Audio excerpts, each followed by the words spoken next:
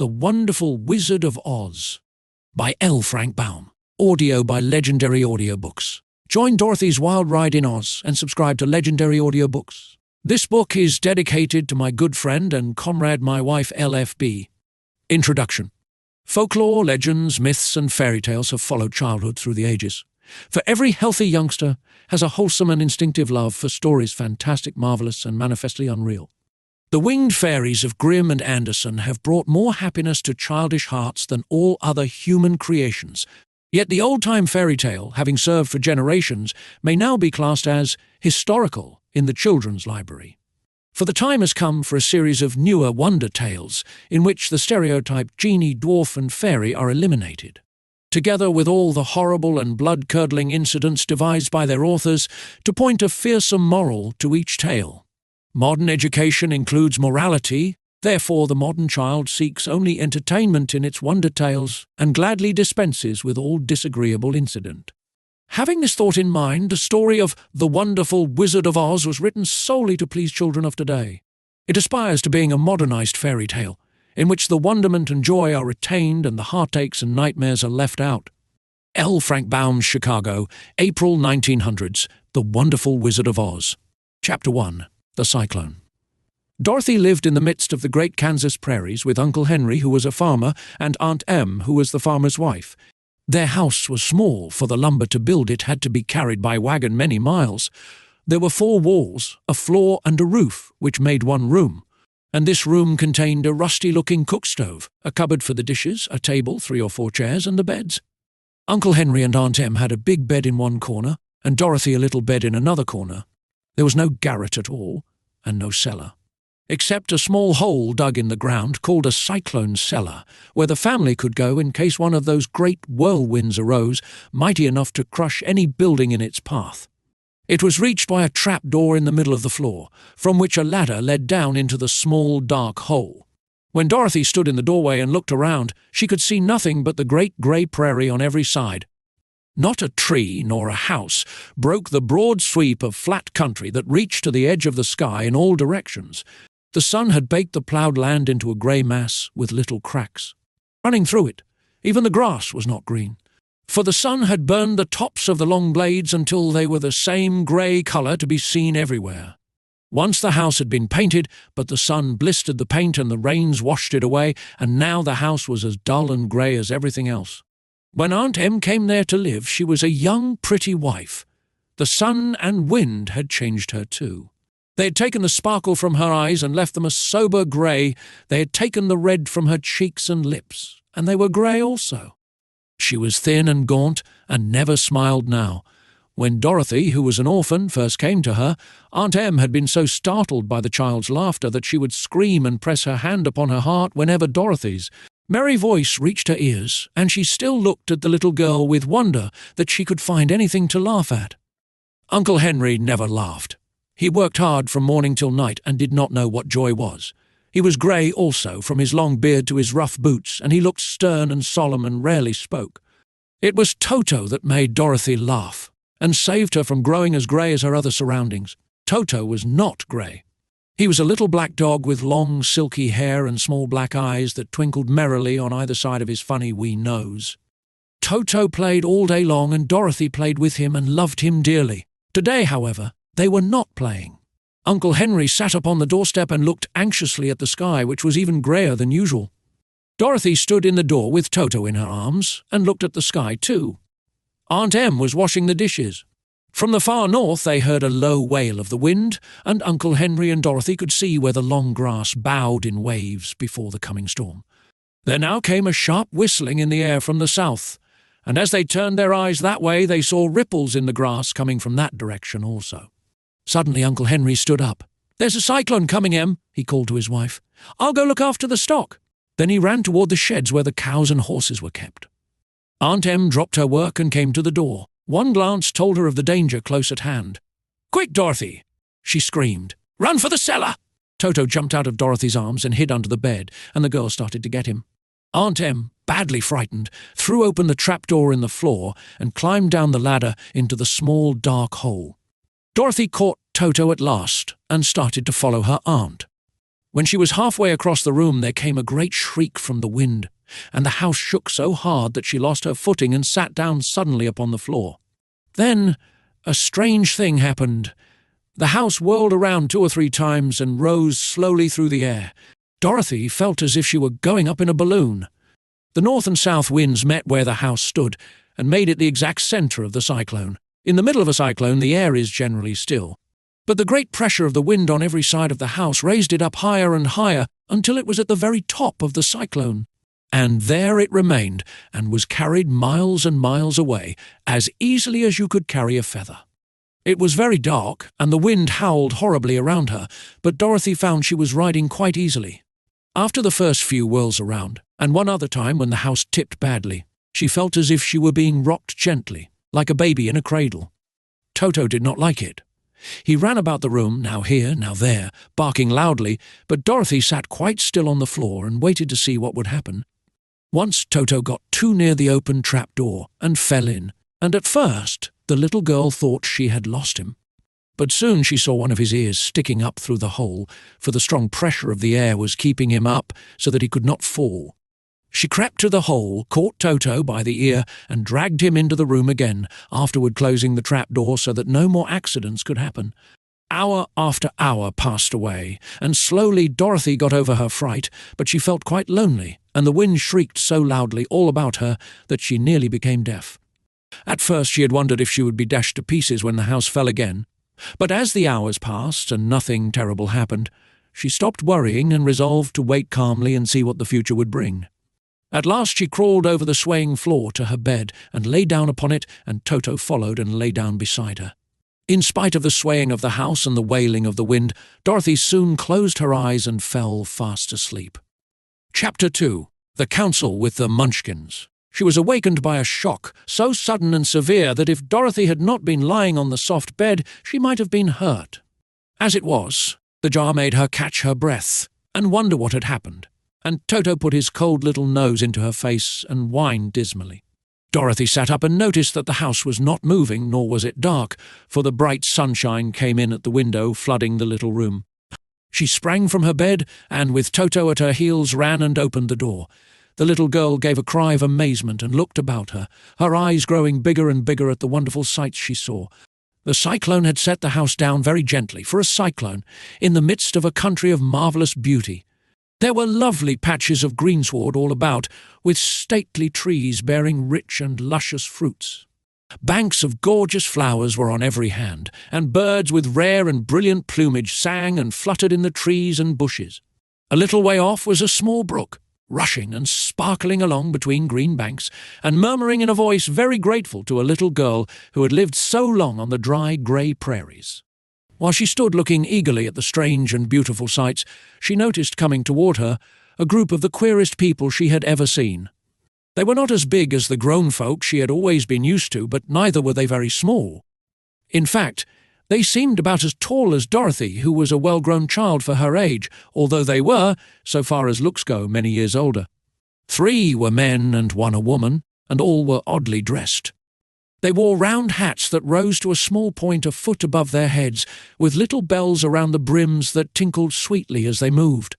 The hats of the men were blue, the little woman's hat was white, and she wore a white gown that hung in pleats from her shoulders. Over it were sprinkled little stars that glistened in the sun like diamonds. The men were dressed in blue, of the same shade as their hats, and wore well-polished boots with a deep roll of blue at the tops. The men, Dorothy thought, were about as old as Uncle Henry, for 2 of them had beards, but the little woman was doubtless much older. Her face was covered with wrinkles, her hair was nearly white, and she walked rather stiffly. When these people drew near the house where Dorothy was standing in the doorway, they paused and whispered among themselves, as if afraid to come farther.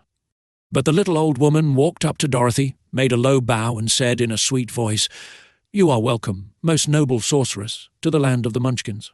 We are so grateful to you for having killed the wicked witch of the East, and for setting our people free from bondage." Dorothy listened to this speech with wonder. What could the little woman possibly mean by calling her a sorceress and saying she had killed the wicked witch of the East? Dorothy was an innocent, harmless little girl who had been carried by a cyclone many miles from home, and she'd never killed anything in all her life. But the little woman evidently expected her to answer, so Dorothy said with hesitation, "You are very kind, but there must be some mistake. I have not killed anything." "Your house did anyway," replied the little old woman with a laugh. "And that is the same thing. See?" she continued, pointing to the corner of the house. "There are her 2 feet still sticking out from under a block of wood." Dorothy looked and gave a little cry of fright. There indeed, just under the corner of the great beam the house rested on, 2 feet was sticking out, shod in silver shoes with pointed toes. "Oh dear, oh dear," cried Dorothy, clasping her hands together in dismay. "The house must have fallen on her. Whatever shall we do?" "There is nothing to be done," said the little woman calmly. "But who was she?" asked Dorothy. "She was the Wicked Witch of the East, as I said," answered the little woman. "She has held all the Munchkins in bondage for many years, making them slave for her night and day. Now they are all set free and are grateful to you for the favour." "Who are the Munchkins?" inquired Dorothy. "They are the people who live in this land of the East where the Wicked Witch ruled." "Are you a Munchkin?" asked Dorothy. "No, but I am their friend, although I live in the land of the North. When they saw the Witch of the East was dead, the Munchkins sent a swift messenger to me, and I came at once." "I am the Witch of the North." "Oh, gracious!" cried Dorothy. "Are you a real witch?" "Yes, indeed," answered the little woman. "But I am a good witch, and the people love me. I am not as powerful as the Wicked Witch was who ruled here, or I should have set the people free myself. But I thought all witches were wicked," said the girl, who was half frightened at facing a real witch. "Oh, no, that is a great mistake. There were only 4 witches in all the land of Oz, and 2 of them, those who live in the North and the South, are good witches. I know this is true, for I am one of them myself, and cannot be mistaken. Those who dwelt in the East and the West were, indeed, wicked witches. But now that you have killed one of them, there is but one wicked witch in all the land of Oz, the one who lives in the West." "But," said Dorothy, after a moment's thought, "Aunt Em has told me that the witches were all dead years and years ago." "Who is Aunt Em?" inquired the little old woman. "She is my aunt who lives in Kansas, where I came from." The Witch of the North seemed to think for a time, with her head bowed and her eyes upon the ground. Then she looked up and said, "I do not know where Kansas is, for I have never heard that country mentioned before. But tell me, is it a civilized country?" "Oh, yes," replied Dorothy. "Then that accounts for it. In the civilized countries I believe there are no witches left, nor wizards, nor sorceresses, nor magicians. But, you see, the land of Oz has never been civilized, for we are cut off from all the rest of the world. Therefore, we still have witches and wizards amongst us." "Who are the wizards?" asked Dorothy. "Oz himself is the great wizard," answered the witch, sinking her voice to a whisper. "He is more powerful than all the rest of us together. He lives in the City of Emeralds." Dorothy was going to ask another question, but just then the Munchkins, who had been standing silently by, gave a loud shout and pointed to the corner of the house where the Wicked Witch had been lying. "What is it?" asked the little old woman, and looked and began to laugh. The feet of the dead witch had disappeared entirely, and nothing was left but the silver shoes.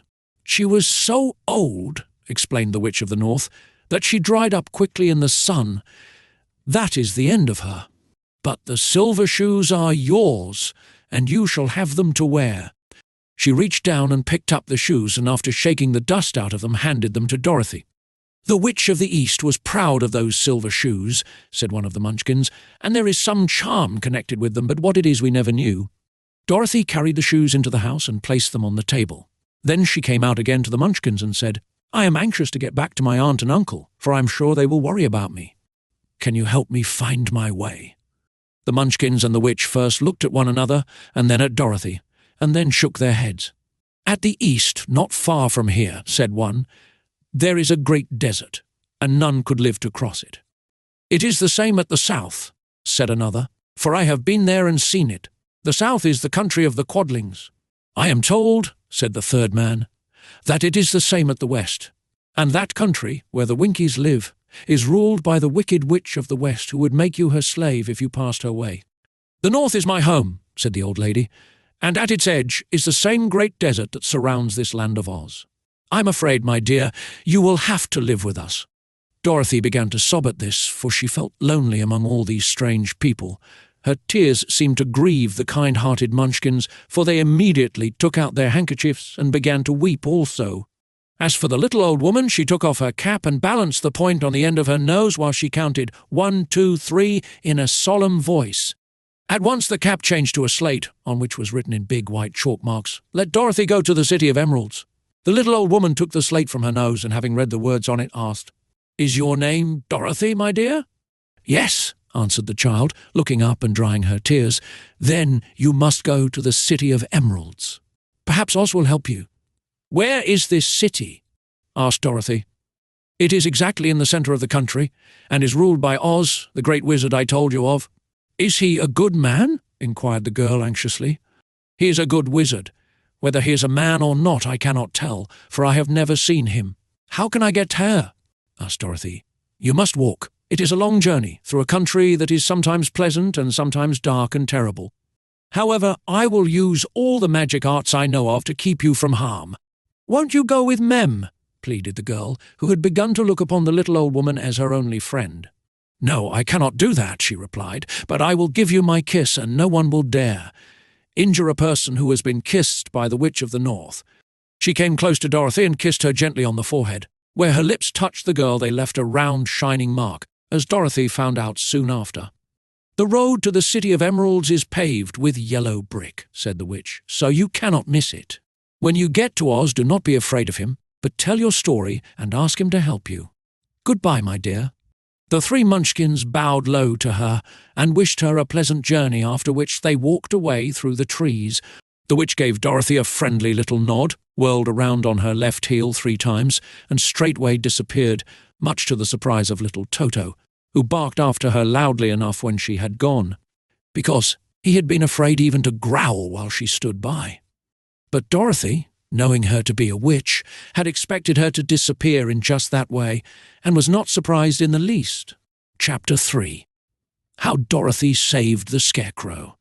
When Dorothy was left alone, she began to feel hungry, so she went to the cupboard and cut herself some bread, which she spread with butter. She gave some to Toto, and taking a pail from the shelf, she carried it down to the little brook and filled it with clear, sparkling water. Toto ran over to the trees and began to bark at the birds sitting there.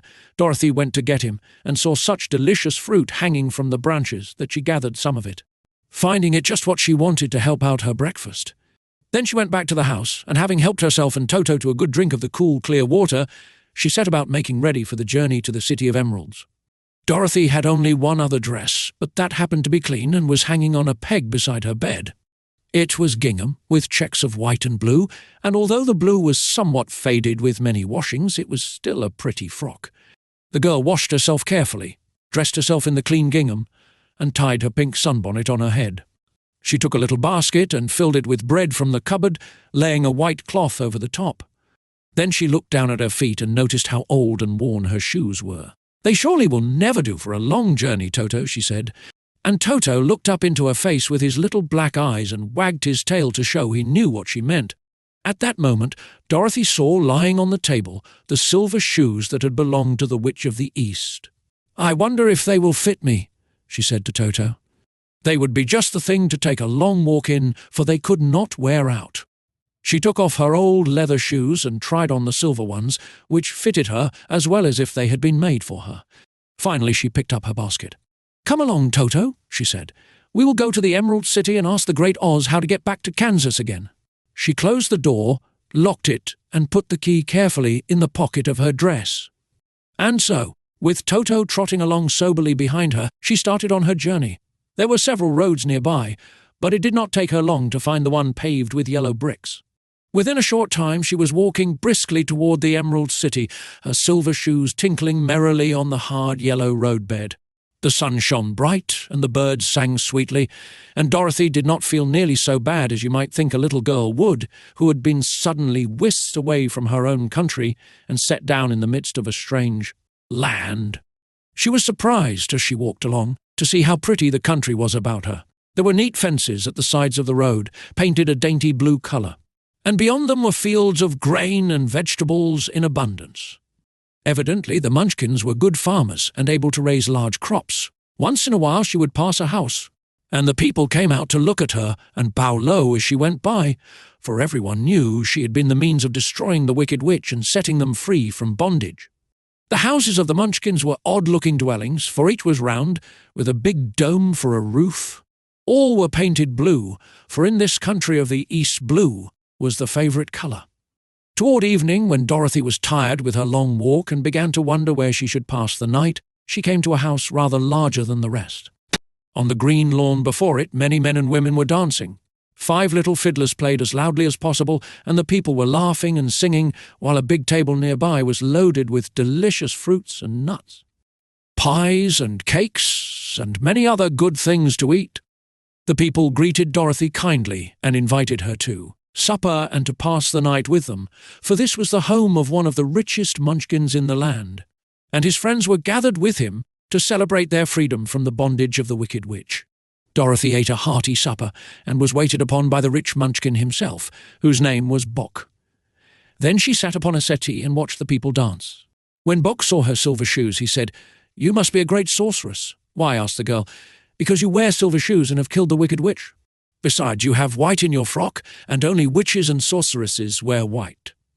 "My dress is blue and white checked," said Dorothy, smoothing out the wrinkles in it. "It is kind of you to wear that," said Bock. "Blue is the colour of the Munchkins, and white is the witch colour. So we know you are a friendly witch." Dorothy did not know what to say to this, for all the people seemed to think her a witch. And she knew very well she was only an ordinary little girl who had come by the chance of a cyclone into a strange land. When she had tired watching the dancing, Bock led her into the house, where he gave her a room with a pretty bed in it. The sheets were made of blue cloth, and Dorothy slept soundly in them till morning, with Toto curled up on the blue rug beside her. She ate a hearty breakfast and watched a wee Munchkin baby, who played with Toto and pulled his tail and crowed and laughed in a way that greatly amused Dorothy. Toto was a fine curiosity to all the people, for they had never seen a dog before. "How far is it to the Emerald City?" the girl asked. "I do not know," answered Bock gravely, "for I have never been there. It is better for people to keep away from Oz unless they have business with him. But it is a long way to the Emerald City, and it will take you many days. The country here is rich and pleasant, but you must pass through rough and dangerous places before you reach the end of your journey." This worried Dorothy a little, but she knew that only the great Oz could help her get to Kansas again, so she bravely resolved not to turn back. She bade her friends goodbye, and again started along the road of yellow brick. When she had gone several miles, she thought she would stop to rest, and so climbed to the top of the fence beside the road and sat down. There was a great cornfield beyond the fence, and not far away she saw a scarecrow, placed high on a pole to keep the birds from the ripe corn. Dorothy leaned her chin upon her hand and gazed thoughtfully at the scarecrow. Its head was a small sack stuffed with straw, with eyes, nose, and mouth painted on it to represent a face. An old pointed blue hat that had belonged to some Munchkin was perched on his head, and the rest of the figure was a blue suit of clothes, worn and faded, which had also been stuffed with straw. On the feet were some old boots with blue tops, such as every man wore in this country, and the figure was raised above the stalks of corn by means of the pole stuck up its back. While Dorothy was looking earnestly into the queer painted face of the scarecrow, she was surprised to see one of the eyes slowly wink at her. She thought she must have been mistaken at first, for none of the scarecrows in Kansas ever wink, but presently the figure nodded its head to her in a friendly way. Then she climbed down from the fence and walked up to it, while Toto ran around the pole and barked. "Good day," said the scarecrow, in a rather husky voice. "Did you speak?" asked the girl in wonder. "Certainly," answered the scarecrow. "How do you do?" "I'm pretty well, thank you," replied Dorothy politely. "How do you do?"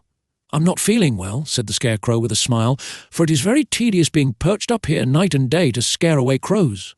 "Can't you get down?"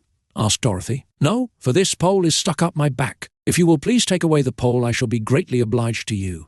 Dorothy reached up both arms and lifted the figure off the pole, for, being stuffed with straw, it was quite light. "Thank you very much," said the scarecrow, when he had been set down on the ground. "I feel like a new man." Dorothy was puzzled at this, for it sounded queer to hear a stuffed man speak, and to see him bow and walk along beside her. "Who are you?" asked the scarecrow when he had stretched himself and yawned. "And where are you going?" "My name is Dorothy," said the girl, "and I am going to the Emerald City to ask the great Oz to send me back to Kansas." "Where is the Emerald City?" he inquired. "And who is Oz? Why, don't you know?" She returned in surprise. "No, indeed. I don't know anything. You see, I am stuffed, so I have no brains at all." he answered sadly. "Oh," said Dorothy, "I'm awfully sorry for you. Do you think," he asked, "if I go to the Emerald City with you, that Oz would give me some brains?" "I cannot tell," she returned, "but you may come with me if you like. If Oz will not give you any brains, you will be no worse off than you are now." "That is true," said the Scarecrow. "You see," he continued confidentially, "I don't mind my legs and arms and body being stuffed, because I cannot get hurt. If anyone treads on my toes or sticks a pin into me, it doesn't matter, for I can't feel it. But I do not want people to call me a fool, and if my head stays stuffed with straw instead of with brains, as yours is, how am I ever to know anything?" "I understand how you feel," said the little girl, who was truly sorry for him. "If you will come with me, I'll ask Oz to do all he can for you." "Thank you," he answered gratefully. They walked back to the road. Dorothy helped him over the fence, and they started along the path of yellow brick for the Emerald City.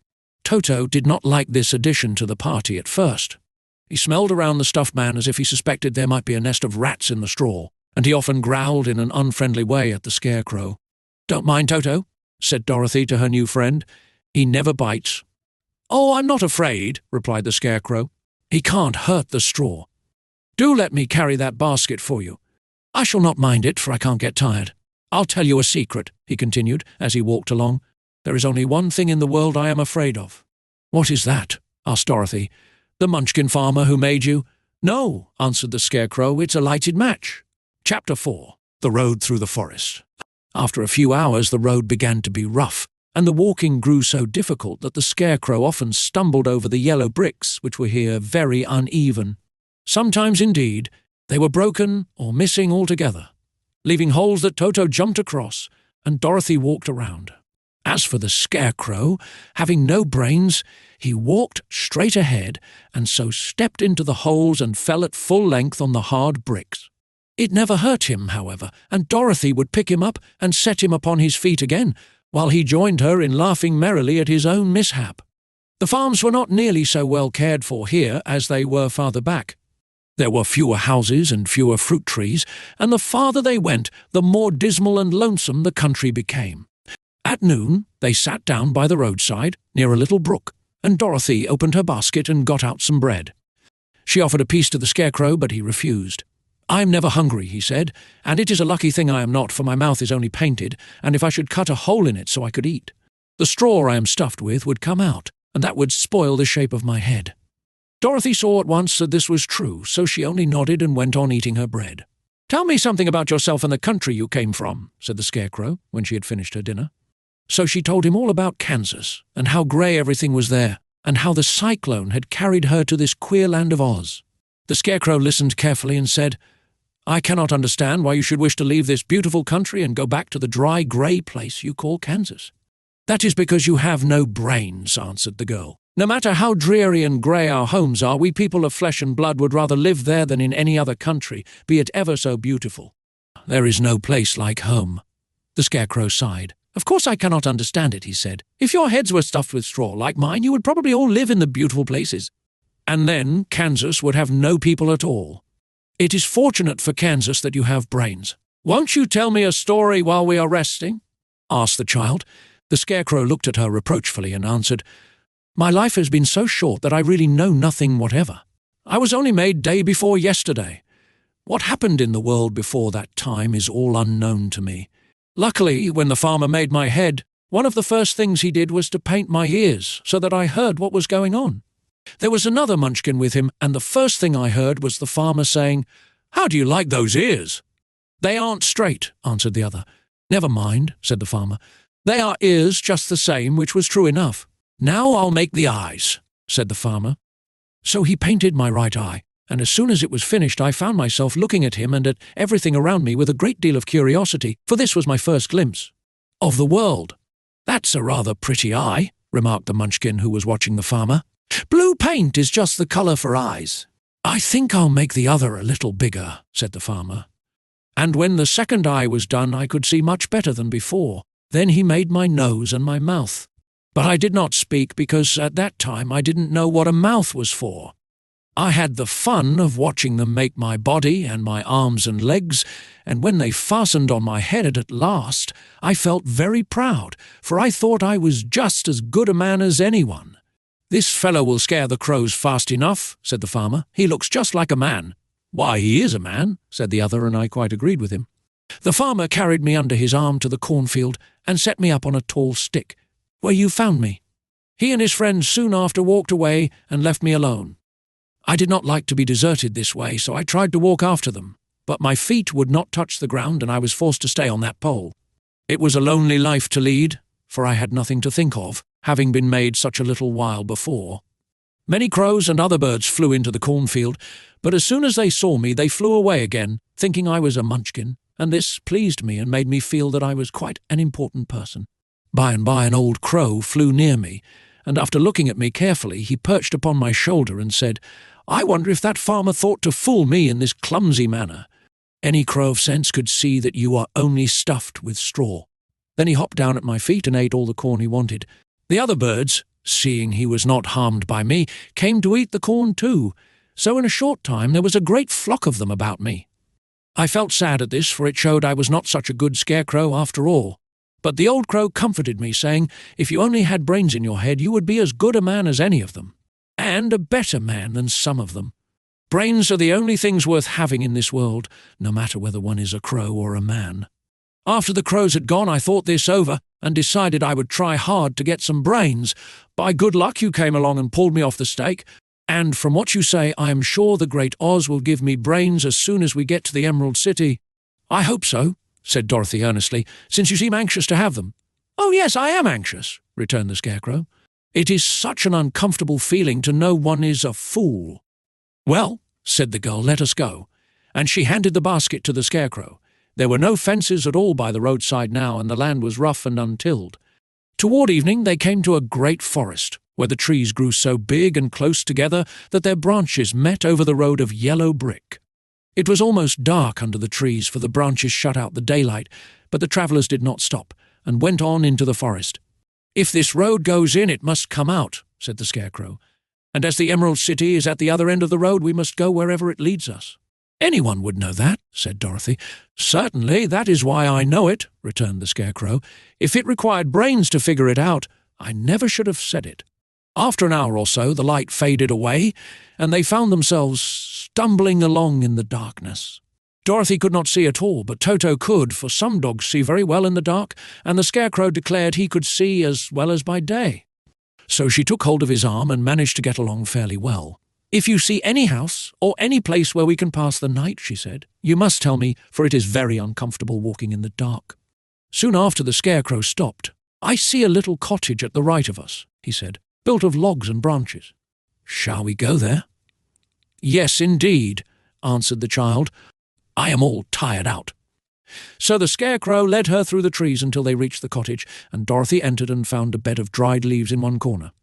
She lay down at once, and with Toto beside her soon fell into a sound sleep.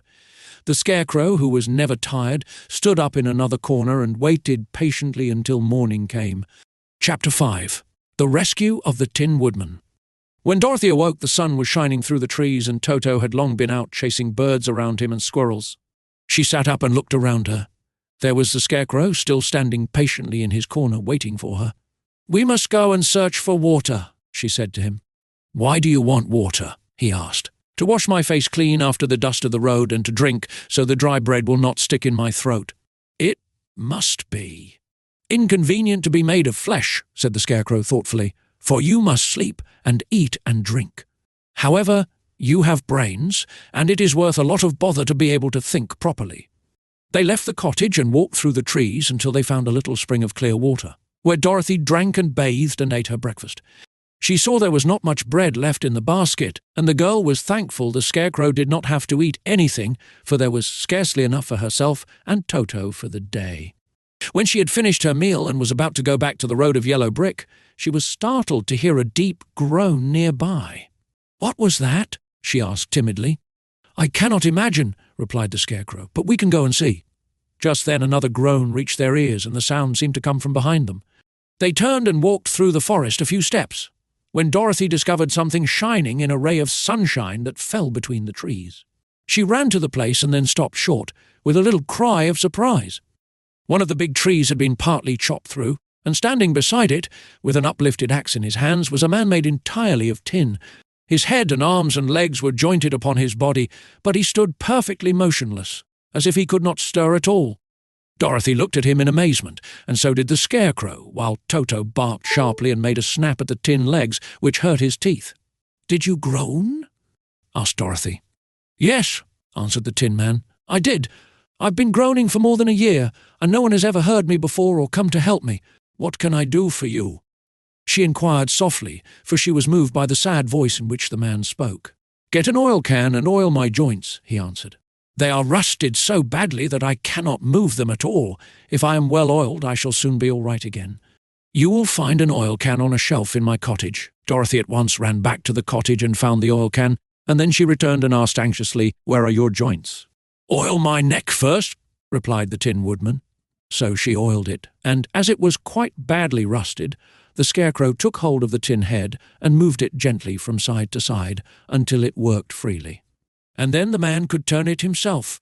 "Now oil the joints in my arms," he said, and Dorothy oiled them, and the Scarecrow bent them carefully until they were quite free from rust and as good as new.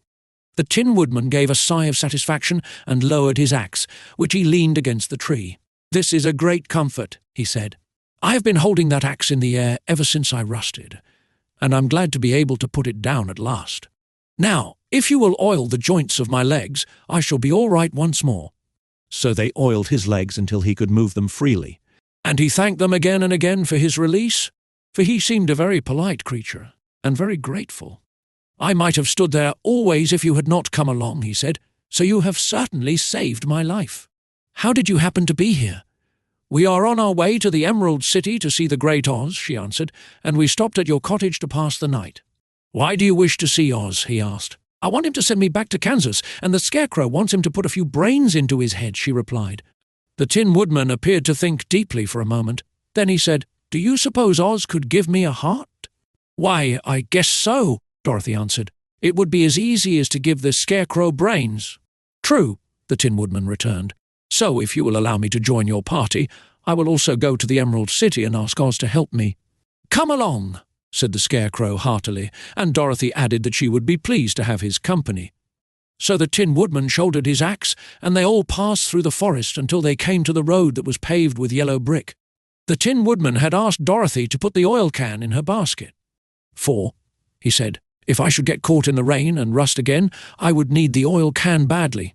It was a bit of good luck to have their new comrade join the party, for soon after they had begun their journey again, they came to a place where the trees and branches grew so thick over the road that the travellers could not pass. But the Tin Woodman set to work with his axe and chopped so well that soon he cleared a passage for the entire party. Dorothy was thinking so earnestly as they walked along that she did not notice when the Scarecrow stumbled into a hole and rolled over to the side of the road. Indeed, he was obliged to call to her to help him up again. "Why didn't you walk around the hole?" asked the Tin Woodman. "I don't know enough," replied the Scarecrow cheerfully. "My head is stuffed with straw, you know, and that is why I am going to Oz to ask him for some brains." "Oh, I see," said the Tin Woodman. "But after all, brains are not the best things in the world." "Have you any?" inquired the Scarecrow. "No, my head is quite empty," answered the Woodman. "But once I had brains and a heart also, so, having tried them both, I should much rather have a heart." "And why is that?" asked the Scarecrow. "I will tell you my story, and then you will know." So, while they were walking through the forest, the Tin Woodman told the following story. "I was born the son of a woodman who chopped down trees in the forest and sold the wood for a living. When I grew up, I too became a wood chopper, and after my father died, I took care of my old mother as long as she lived. Then I made up my mind that instead of living alone, I would marry, so that I might not become lonely. Here was one of the Munchkin girls who was so beautiful that I soon grew to love her with all my heart. She, on her part, promised to marry me as soon as I could earn enough money to build a better house for her, so I set to work harder than ever. But the girl lived with an old woman who did not want her to marry anyone, for she was so lazy she wished the girl to remain with her and do the cooking and the housework. So the old woman went to the Wicked Witch of the East and promised her 2 sheep and a cow if she would prevent the marriage. Thereupon the Wicked Witch enchanted my axe, and when I was chopping away at my best one day, for I was anxious to get the new house and my wife as soon as possible, the axe slipped all at once and cut off my left leg. This at first seemed a great misfortune, for I knew a one-legged man could not do very well as a wood chopper. So I went to a tinsmith and had him make me a new leg out of tin. The leg worked very well once I was used to it, but my action angered the wicked witch of the East, for she had promised the old woman I should not marry the pretty Munchkin girl. When I began chopping again, my axe slipped and cut off my right leg. Again I went to the tinsmith, and again he made me a leg out of tin. After this the enchanted axe cut off my arms one after the other, but nothing daunted, I had them replaced with tin ones. The wicked witch then made the axe slip and cut off my head, and at first I thought that was the end of me. But the tinsmith happened to come along, and he made me a new head out of tin. I thought I had beaten the wicked witch then, and I worked harder than ever, but I little knew how cruel my enemy could be. She thought of a new way to kill my love for the beautiful Munchkin maiden, and made my axe slip again, so that it cut right through my body, splitting me into two halves. Once more the tinsmith came to my help and made me a body of tin, fastening my tin arms and legs and head to it by means of joints so that I could move around as well as ever. But, alas, I had now no heart, so that I lost all my love for the Munchkin girl and did not care whether I married her or not. I suppose she is still living with the old woman, waiting for me to come after her. My body shone so brightly in the sun that I felt very proud of it, and it did not matter now if my axe slipped, for it could not cut me. There was only one danger, that my joints would rust, but I kept an oil can in my cottage and took care to oil myself whenever I needed it. However, there came a day when I forgot to do this, and being caught in a rainstorm, before I thought of the danger my joints had rusted, and I was left to stand in the woods until you came to help me. It was a terrible thing to undergo, but during the year I stood there, I had time to think that the greatest loss I had known was the loss of my heart. While I was in love, I was the happiest man on earth, but no one can love who has not a heart, and so I am resolved to ask Oz to give me one. If he does, I will go back to the Munchkin maiden and marry her. Both Dorothy and the Scarecrow had been greatly interested in the story of the Tin Woodman, and now they knew why he was so anxious to get a new heart. "All the same," said the Scarecrow, "I shall ask for brains instead of a heart, for a fool would not know what to do with a heart if he had one." "I shall take the heart," returned the Tin Woodman, "for brains do not make one happy, and happiness is the best thing in the world." Dorothy did not say anything, for she was puzzled to know which of her two friends was right, and she decided if she could only get back to Kansas and Aunt Em. It did not matter so much whether the Woodman had no brains and the Scarecrow no heart, or each got what he wanted. What worried her most was that the bread was nearly gone, and another meal for herself and Toto would empty the basket.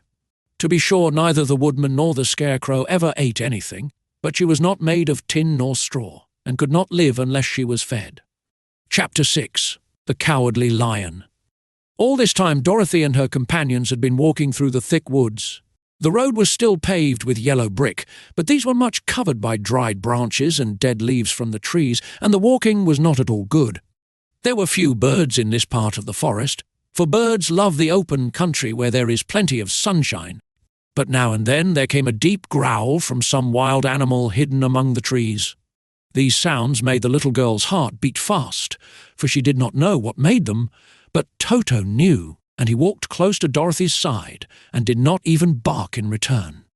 "How long will it be," the child asked of the Tin Woodman, "before we are out of the forest?" "I cannot tell," was the answer, "for I have never been to the Emerald City. But my father went there once when I was a boy, and he said it was a long journey through a dangerous country, although nearer to the city where Oz dwells the country is beautiful. But I am not afraid so long as I have my oil can, and nothing can hurt the Scarecrow, while you bear upon your forehead the mark of the Good Witch's kiss, and that will protect you from harm." "But Toto," said the girl anxiously, "what will protect him?" "We must protect him ourselves if he is in danger," replied the Tin Woodman.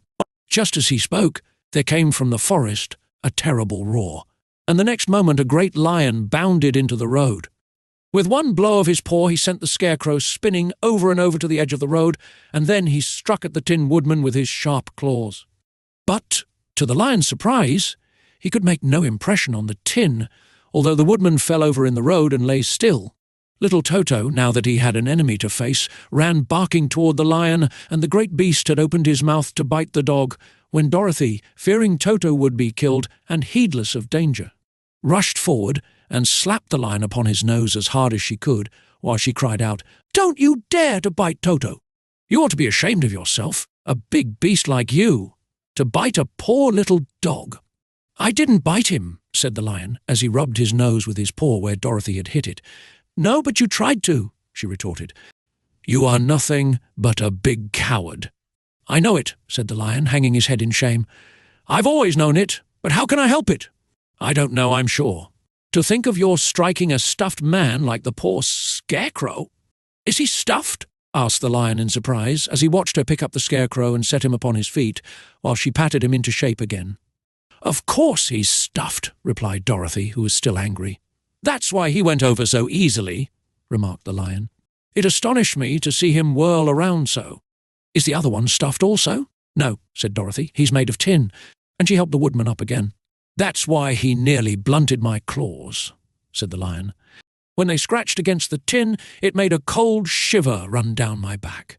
"What is that little animal you are so tender of?" "He is my dog, Toto," answered Dorothy. "Is he made of tin or stuffed?" asked the lion. "Neither. He's a meat dog," said the girl. "Oh, he's a curious animal, and seems remarkably small, now that I look at him. No one would think of biting such a little thing, except a coward like me," continued the lion sadly. "What makes you a coward?" asked Dorothy, looking at the great beast in wonder, for he was as big as a small horse. "It's a mystery," replied the lion. "I suppose I was born that way. All the other animals in the forest naturally expect me to be brave, for the lion is everywhere thought to be the king of beasts. I learned that if I roared very loudly, every living thing was frightened and got out of my way. Whenever I've met a man, I've been awfully scared, but I just roared at him, and he has always run away as fast as he could go.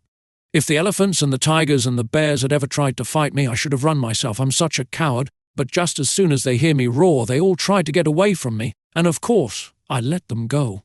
"But that isn't right. The king of beasts shouldn't be a coward," said the Scarecrow. "I know it," returned the lion, wiping a tear from his eye with the tip of his tail. "It is my great sorrow and makes my life very unhappy. But whenever there is danger, my heart begins to beat fast." "Perhaps you have heart disease," said the Tin Woodman. "It may be," said the lion. "If you have," continued the Tin Woodman, "you ought to be glad, for it proves you have a heart. For my part, I have no heart, so I cannot have heart disease." "Perhaps," said the lion thoughtfully, "if I had no heart, I should not be a coward." "Have you brains?" asked the Scarecrow. "I suppose so. I've never looked to see," replied the lion.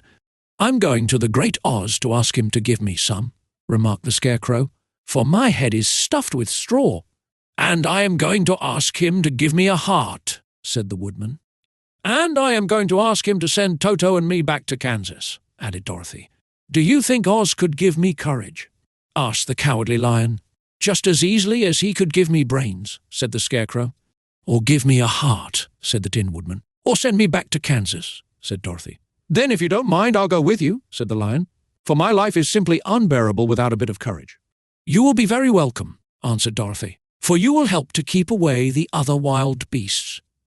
It seems to me they must be more cowardly than you are, if they allow you to scare them so easily."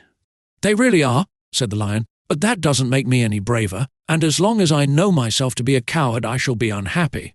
So once more the little company set off upon the journey, the lion walking with stately strides at Dorothy's side. Toto did not approve of this new comrade at first, for he could not forget how nearly he had been crushed between the lion's great jaws. But after a time he became more at ease, and presently Toto and the Cowardly Lion had grown to be good friends. During the rest of that day there was no other adventure to mar the peace of their journey. Once, indeed, the Tin Woodman stepped upon a beetle that was crawling along the road, and killed the poor little thing. This made the Tin Woodman very unhappy, for he was always careful not to hurt any living creature, and as he walked along he wept several tears of sorrow and regret. These tears ran slowly down his face and over the hinges of his jaw, and there they rusted. When Dorothy presently asked him a question, the Tin Woodman could not open his mouth, for his jaws were tightly rusted together. He became greatly frightened at this, and made many motions to Dorothy to relieve him, but she could not understand. The lion was also puzzled to know what was wrong. But the Scarecrow seized the oil can from Dorothy's basket, and oiled the Woodman's jaws, so that after a few moments he could talk as well as before. "This will serve me a lesson," said he, "to look where I step, For if I should kill another bug or beetle, I should surely cry again, and crying rusts my jaws so that I cannot speak." Thereafter he walked very carefully, with his eyes on the road, and when he saw a tiny ant toiling by, he would step over it, so as not to harm it. The Tin Woodman knew very well he had no heart, and therefore he took great care never to be cruel or unkind to anything. "You people with hearts," he said, "have something to guide you, and need never do wrong, but I have no heart, and so I must be very careful. When Oz gives me a heart, of course, I needn't mind so much." Chapter 7. The Journey to the Great Oz. They were obliged to camp out that night under a large tree in the forest, for there were no houses near. The tree made a good thick covering to protect them from the dew, and the Tin Woodman chopped a great pile of wood with his axe, and Dorothy built a splendid fire that warmed her and made her feel less lonely. She and Toto ate the last of their bread, and now she did not know what they would do for breakfast. "If you wish," said the lion, "I will go into the forest and kill a deer for you. You can roast it by the fire, since your tastes are so peculiar that you prefer cooked food, and then you will have a very good breakfast." "Don't! Please don't," begged the Tin Woodman. "I should certainly weep if you killed a poor deer, and then my jaws would rust again." But the lion went away into the forest and found his own supper, and no one ever knew what it was, for he didn't mention it. And the Scarecrow found a tree full of nuts and filled Dorothy's basket with them, so that she would not be hungry for a long time. She thought this was very kind and thoughtful of the Scarecrow, but she laughed heartily at the awkward way in which the poor creature picked up the nuts. His padded hands were so clumsy and the nuts were so small that he dropped almost as many as he put in the basket. But the Scarecrow did not mind how long it took him to fill the basket, for it enabled him to keep away from the fire, as he feared a spark might get into his straw and burn him up. So he kept a good distance away from the flames and only came near to cover Dorothy with dry leaves when she lay down to sleep. These kept her very snug and warm, and she slept soundly until morning.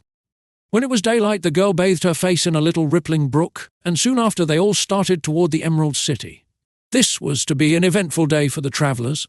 They had hardly been walking an hour when they saw before them a great ditch that crossed the road and divided the forest as far as they could see on either side.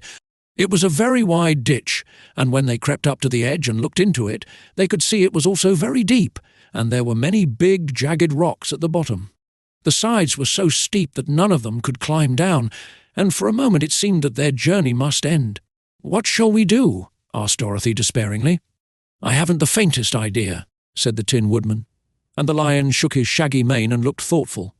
But the Scarecrow said, "We cannot fly, that is certain, neither can we climb down into this great ditch. Therefore, if we cannot jump over it, we must stop where we are." "I think I could jump over it," said the Cowardly Lion, after measuring the distance carefully in his mind. "Then we are all right," answered the Scarecrow, "for you can carry us all over on your back one at a time." "Well, I'll try it," said the lion. "Who will go first?" "I will," declared the Scarecrow. "For if you found that you could not jump over the gulf, Dorothy would be killed, or the Tin Woodman badly dented on the rocks below. But if I am on your back, it will not matter so much, for the fall would not hurt me at all." "I am terribly afraid of falling myself," said the Cowardly Lion, "but I suppose there is nothing to do but try it. So get on my back, and we will make the attempt." The Scarecrow sat upon the lion's back, and the big beast walked to the edge of the gulf and crouched down. "Why don't you run and jump?" asked the Scarecrow. "Because that isn't the way we lions do these things," he replied. Then, giving a great spring, he shot through the air and landed safely on the other side. They were all greatly pleased to see how easily he did it, and after the Scarecrow had got down from his back, the lion sprang across the ditch again. Dorothy thought she would go next, so she took Toto in her arms and climbed on the lion's back, holding tightly to his mane with one hand. The next moment it seemed as if she were flying through the air, and then, before she had time to think about it, she was safe on the other side.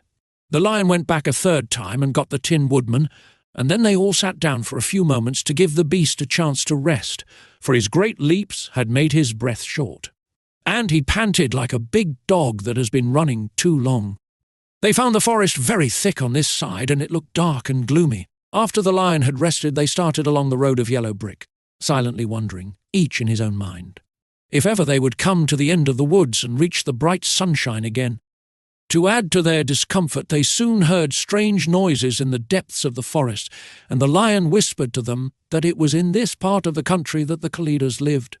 "What are the Kalidas?" asked the girl.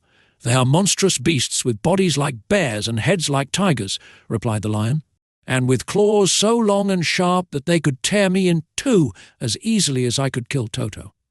I'm terribly afraid of the Kalidas." "I'm not surprised that you are," returned Dorothy. "They must be dreadful beasts."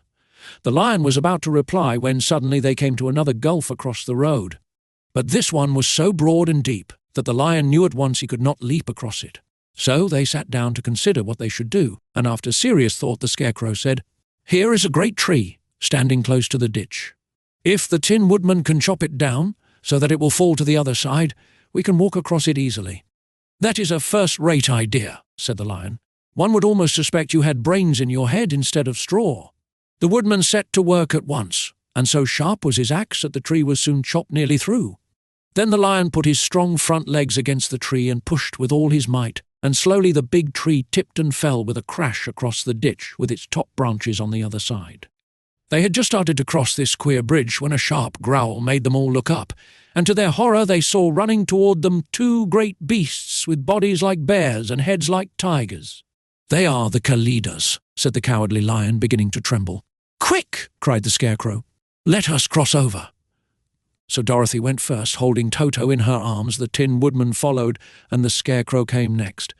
The lion, although he was certainly afraid, turned to face the Kalidas, and then he gave so loud and terrible a roar that Dorothy screamed and the Scarecrow fell over backward, while even the fierce beasts stopped short and looked at him in surprise.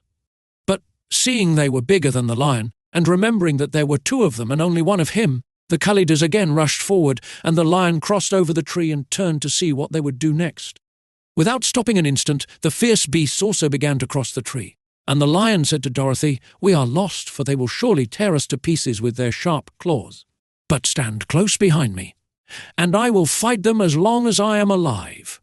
"Wait a minute," called the Scarecrow. He had been thinking what was best to be done, and now he asked the Woodman to chop away the end of the tree that rested on their side of the ditch.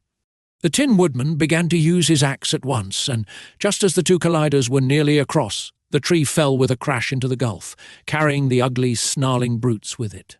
And both were dashed to pieces on the sharp rocks at the bottom.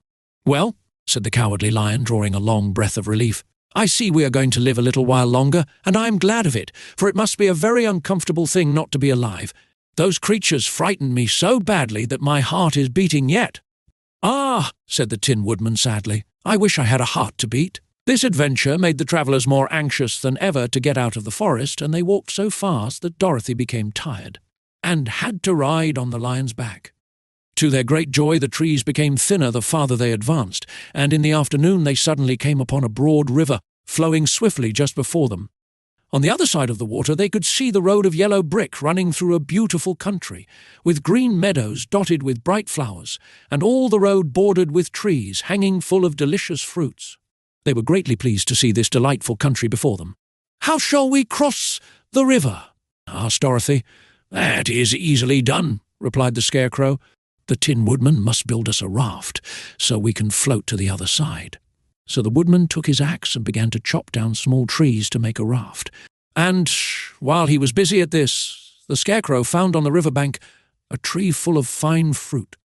This pleased Dorothy, who had eaten nothing but nuts all day, and she made a hearty meal of the ripe fruit.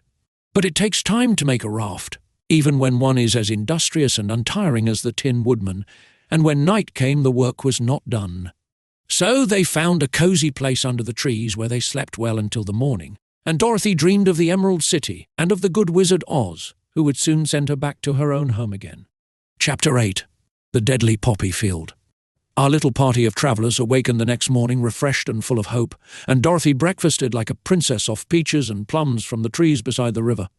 Behind them was the dark forest they had passed safely through, although they had suffered many discouragements, but before them was a lovely, sunny country that seemed to beckon them on to the Emerald City.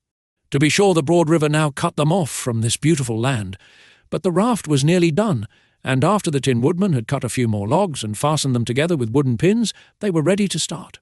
Dorothy sat down in the middle of the raft and held Toto in her arms. When the cowardly lion stepped upon the raft, it tipped badly, for he was big and heavy, but the Scarecrow and the Tin Woodman stood upon the other end to steady it, and they had long poles in their hands to push the raft through the water. They got along quite well at first, but when they reached the middle of the river, the swift current swept the raft downstream, farther and farther away from the road of yellow brick, and the water grew so deep that the long poles would not touch the bottom. "This is bad," said the Tin Woodman, "for if we cannot get to the land, we shall be carried into the country of the Wicked Witch of the West, and she will enchant us and make us her slaves. And then I should get no brains," said the Scarecrow. "And I should get no courage," said the Cowardly Lion. "And I should get no heart," said the Tin Woodman. "And I should never get back to Kansas," said Dorothy. "We must certainly get to the Emerald City if we can," the Scarecrow continued, and he pushed so hard on his long pole that it stuck fast in the mud at the bottom of the river. Then, before he could pull it out again or let go, the raft was swept away, and the poor Scarecrow was left clinging to the pole in the middle of the river. "Goodbye," he called after them, and they were very sorry to leave him. Indeed, the Tin Woodman began to cry, but fortunately remembered that he might rust, and so dried his tears on Dorothy's apron.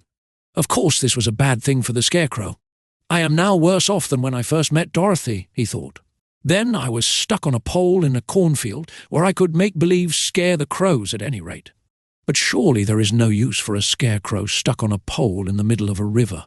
I am afraid I shall never have any brains after all." Down the stream the raft floated, and the poor Scarecrow was left far behind. Then the Lion said, "Something must be done to save us. I think I can swim to the shore and pull the raft after me if you will only hold fast to the tip of my tail." So he sprang into the water, and the Tin Woodman caught fast hold of his tail. Then the Lion began to swim with all his might toward the shore. It was hard work, although he was so big, but by and by they were drawn out of the current, and then Dorothy took the Tin Woodman's long pole and helped push the raft to the land. They were all tired out when they reached the shore at last and stepped off upon the pretty green grass. And they also knew that the stream had carried them a long way past the road of yellow brick that led to the Emerald City. "What shall we do now?" asked the Tin Woodman, as the Lion lay down on the grass to let the sun dry him. "We must get back to the road in some way," said Dorothy. "The best plan will be to walk along the river bank until we come to the road again," remarked the Lion. So when they were rested, Dorothy picked up her basket, and they started along the grassy bank to the road from which the river had carried them. It was a lovely country, with plenty of flowers and fruit trees and sunshine to cheer them, and had they not felt so sorry for the poor Scarecrow, they could have been very happy. They walked along as fast as they could, Dorothy only stopping once to pick a beautiful flower, and after a time the Tin Woodman cried out, "Look!" Then they all looked at the river, and saw the Scarecrow perched upon his pole in the middle of the water, looking very lonely and sad. "What can we do to save him?" asked Dorothy. The Lion and the Woodman both shook their heads, for they did not know. So they sat down upon the bank and gazed wistfully at the Scarecrow until a stork flew by, who, upon seeing them, stopped to rest at the water's edge. "Who are you, and where are you going?" asked the stork. "I am Dorothy," answered the girl, "and these are my friends, the Tin Woodman and the Cowardly Lion, and we are going to the Emerald City." "This isn't the road," said the stork, as she twisted her long neck and looked sharply at the queer party. "I know it," returned Dorothy, "but we have lost the Scarecrow, and are wondering how we shall get him again." "Where is he?" asked the stork. "Over there in the river," answered the little girl. "If he wasn't so big and heavy, I would get him for you," remarked the stork. "He isn't heavy a bit," said Dorothy eagerly, "for he is stuffed with straw, and if you will bring him back to us, we shall thank you ever and ever so much." "Well, I'll try," said the stork, "but if I find he is too heavy to carry, I shall have to drop him in the river again." So the big bird flew into the air, and over the water, till she came to where the Scarecrow was perched upon his pole. Then the stork, with her great claws, grabbed the Scarecrow by the arm and carried him up into the air and back to the bank where Dorothy and the Lion and the Tin Woodman and Toto were sitting. When the Scarecrow found himself among his friends again, he was so happy that he hugged them all, even the Lion and Toto, and as they walked along he sang "Tol-de-ree-do-o." At every step he felt so gay. "I was afraid I should have to stay in the river forever," he said, "but the kind stork saved me, and if I ever get any brains I shall find the stork again and do her some kindness in return." "That's all right," said the stork, who was flying along beside them. "I always like to help anyone in trouble. But I must go now, for my babies are waiting in the nest for me. I hope you will find the Emerald City and that Oz will help you." "Thank you," replied Dorothy, and then the kind stork flew into the air and was soon out of sight. They walked along, listening to the singing of the brightly coloured birds and looking at the lovely flowers, which now became so thick that the ground was carpeted with them. There were big yellow and white and blue and purple blossoms, besides great clusters of scarlet poppies which were so brilliant in colour they almost dazzled Dorothy's eyes. "Aren't they beautiful?" the girl asked as she breathed in the spicy scent of the bright flowers. "I suppose so," answered the Scarecrow. "When I have brains, I shall probably like them better. If I only had a heart, I should love them," added the Tin Woodman. "I always did like flowers," said the Lion. "They seem so helpless and frail, but there are none in the forest so bright as these." They now came upon more and more of the big scarlet poppies, and fewer of the other flowers, and soon they found themselves in the midst of a great meadow of poppies. Now it is well known that when there are many of these flowers together, their odour is so powerful that anyone who breathes it falls asleep, and if the sleeper is not carried away from the scent of the flowers, he sleeps on and on forever. But Dorothy did not know this, nor could she get away from the bright red flowers that were everywhere about, so presently her eyes grew heavy, and she felt she must sit down to rest and to sleep. But the Tin Woodman would not let her do this. "We must hurry and get back to the road of yellow brick before dark," he said, and the Scarecrow agreed with him. So they kept walking until Dorothy could stand no longer. Her eyes closed in spite of herself, and she forgot where she was and fell among the poppies, fast asleep. "What shall we do?" asked the Tin Woodman. "If we leave her here, she will die," said the Lion. "The smell of the flowers is killing us all. I myself can scarcely keep my eyes open, and the dog is asleep already." It was true. Toto had fallen down beside his little mistress. But the Scarecrow and the Tin Woodman, not being made of flesh, were not troubled by the scent of the flowers. "Run fast," said the Scarecrow to the Lion, "and get out of this deadly flower bed as soon as you can. We will bring the little girl with us, but if you should fall asleep, you are too big to be carried." So the Lion aroused himself and bounded forward as fast as he could go.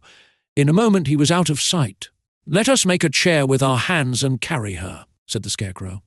So they picked up Toto and put the dog in Dorothy's lap, and then they made a chair with their hands for the seat and their arms for the arms, and carried the sleeping girl between them through the flowers. On and on they walked, and it seemed that the great carpet of deadly flowers that surrounded them would never end. They followed the bend of the river, and at last came upon their friend the Lion, lying fast asleep among the poppies. The flowers had been too strong for the huge beast, and he had given up at last, and fallen only a short distance from the end of the poppy bed, where the sweet grass spread in beautiful green fields before them. "We can do nothing for him," said the Tin Woodman sadly, "for he is much too heavy to lift. We must leave him here to sleep on forever, and perhaps he will dream that he has found courage at last." "I'm sorry," said the Scarecrow. "The Lion was a very good comrade for one so cowardly, but let us go on." They carried the sleeping girl to a pretty spot beside the river, far enough from the poppy field to prevent her breathing any more of the poison of the flowers.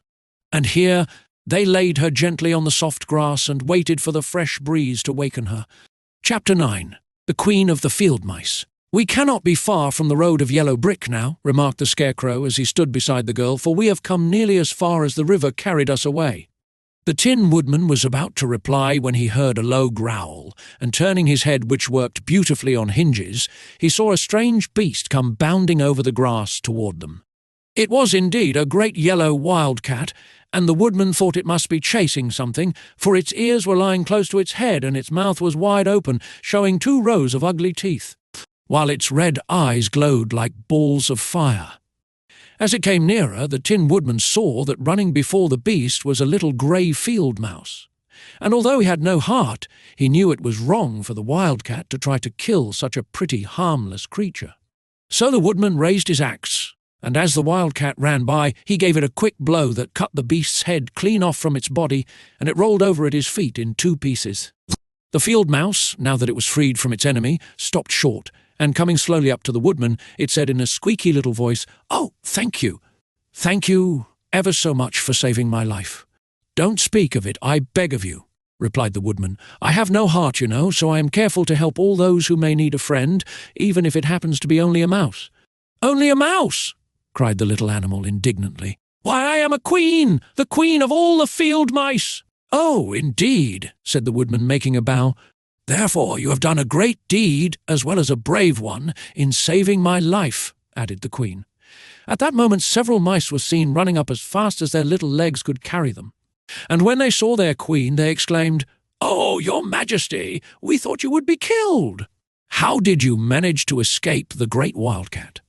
They all bowed so low to the little queen that they almost stood upon their heads. "This funny Tin Man," she answered, "killed the wildcat and saved my life. So hereafter you must all serve him and obey his slightest wish." "We will!" cried all the mice in a shrill chorus, and then they scampered in all directions, for Toto had awakened from his sleep, and seeing all these mice around him, he gave one bark of delight and jumped right into the middle of the group. Toto had always loved to chase mice when he lived in Kansas, and he saw no harm in it. But the Tin Woodman caught the dog in his arms and held him tight, while he called to the mice, "Come back! Come back! Toto shall not hurt you." At this, the Queen of the Mice stuck her head out from underneath a clump of grass and asked in a timid voice, "Are you sure he will not bite us?" "I will not let him," said the Woodman, "so do not be afraid." One by one the mice came creeping back, and Toto did not bark again, although he tried to get out of the Woodman's arms and would have bitten him had he not known very well he was made of tin. Finally one of the biggest mice spoke. "Is there anything we can do," it asked, "to repay you for saving the life of our queen?"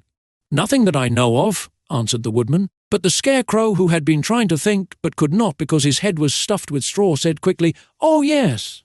You can save our friend, the cowardly lion, who is asleep in the poppy bed." "A lion!" cried the little queen. "Why, he would eat us all up." "Oh, no," declared the Scarecrow. "This lion is a coward." "Really?" asked the mouse. "He says so himself," answered the Scarecrow, "and he would never hurt anyone who is our friend. If you will help us to save him, I promise that he shall treat you all with kindness." "Very well," said the Queen. "We trust you. But what shall we do? Are there many of these mice which call you Queen and are willing to obey you?" "Oh, yes, there are thousands," she replied. "Then send for them all to come here as soon as possible, and let each one bring a long piece of string." The Queen turned to the mice that attended her and told them to go at once and get all her people. As soon as they heard her orders, they ran away in every direction as fast as possible. "Now," said the Scarecrow to the Tin Woodman, "you must go to those trees by the riverside and make a truck that will carry the lion." So the Woodman went at once to the trees and began to work, and he soon made a truck out of the limbs of trees, from which he chopped away all the leaves and branches.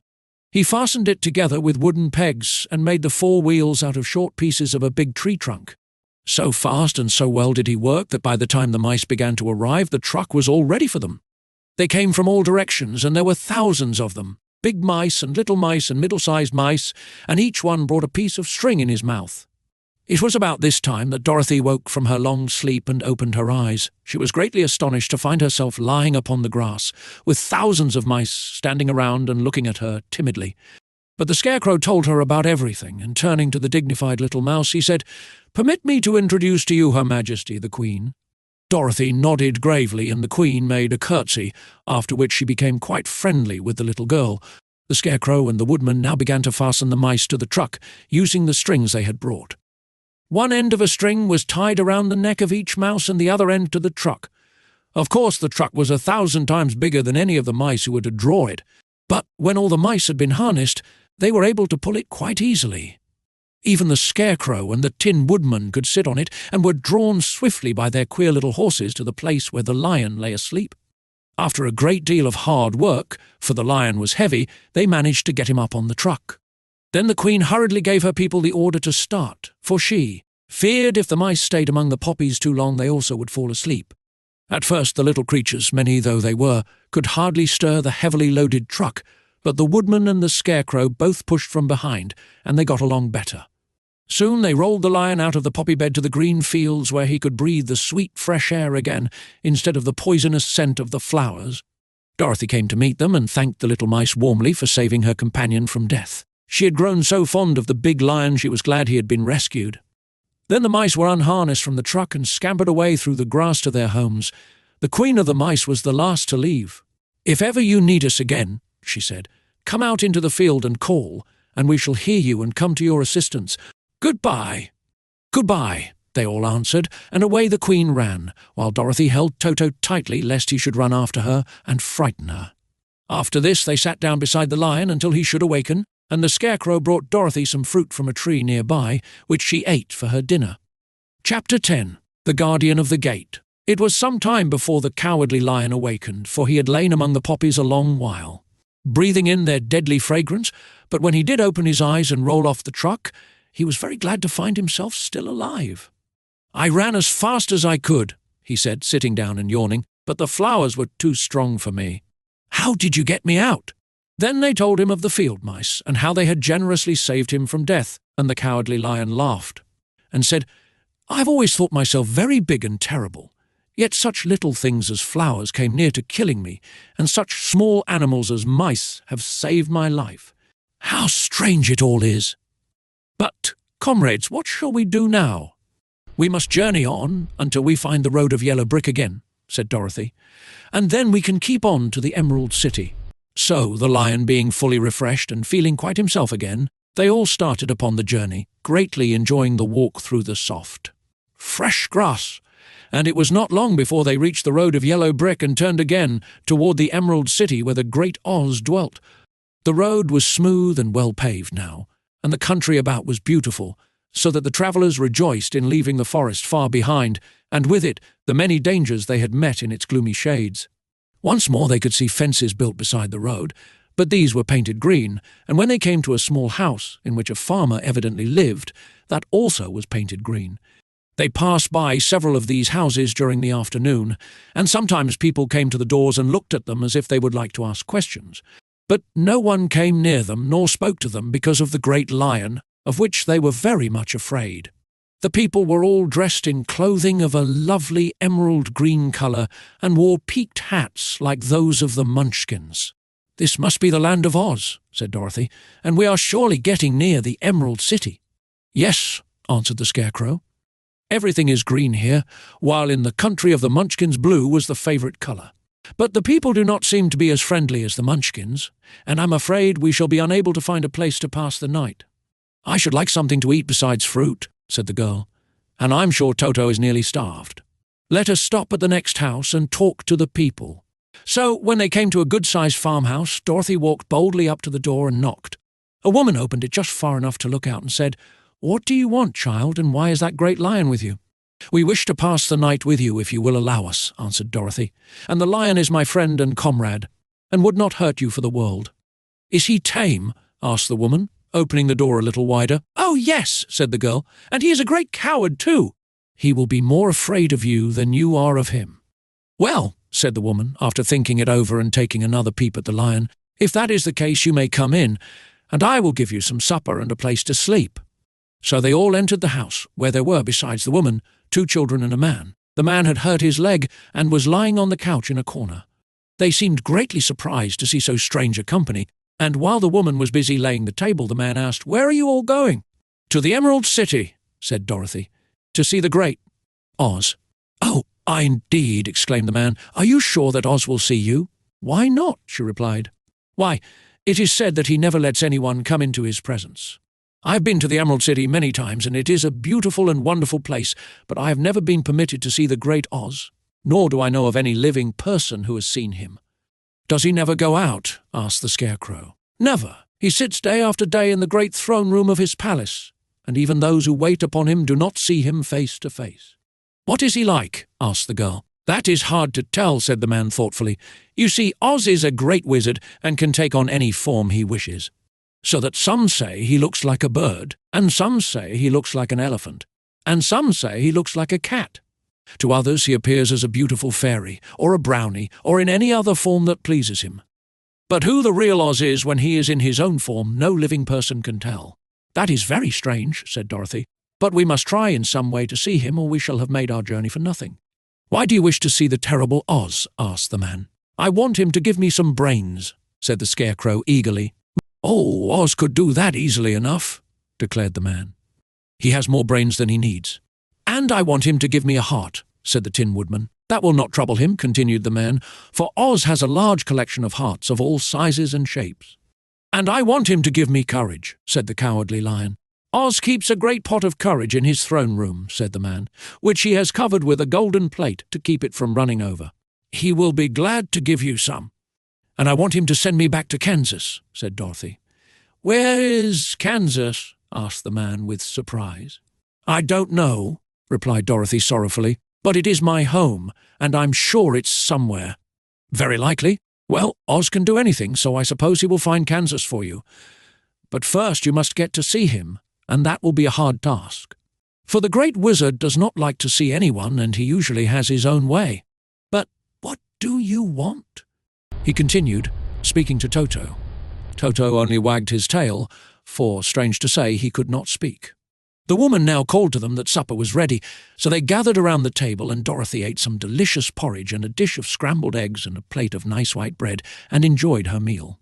The lion ate some of the porridge, but did not care for it, saying it was made from oats, and oats were food for horses, not for lions.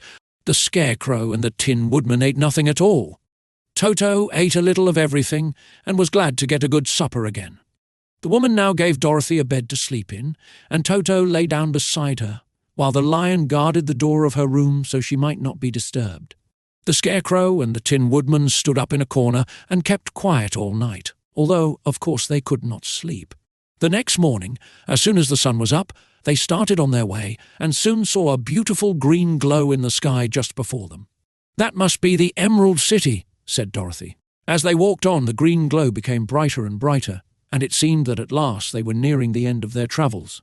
Yet it was afternoon before they came to the great wall that surrounded the city. It was high and thick and of a bright green colour. In front of them, and at the end of the road of yellow brick, was a big gate, all studded with emeralds that glittered so in the sun that even the painted eyes of the Scarecrow were dazzled by their brilliancy. There was a bell beside the gate, and Dorothy pushed the button and heard a silvery tinkle sound within.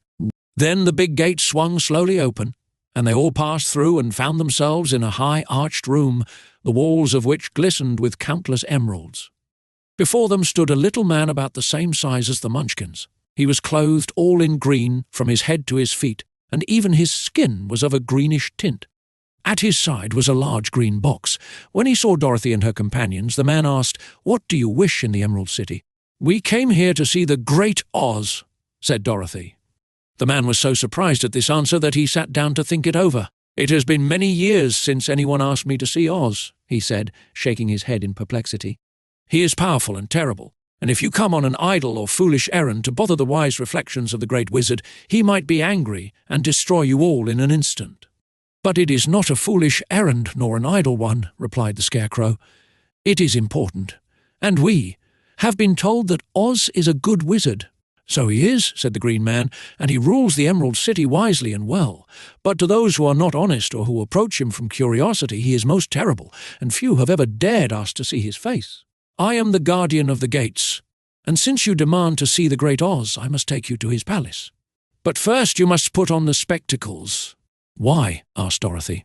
"Because if you did not wear spectacles, the brightness and glory of the Emerald City would blind you. Even those who live in the city must wear spectacles night and day.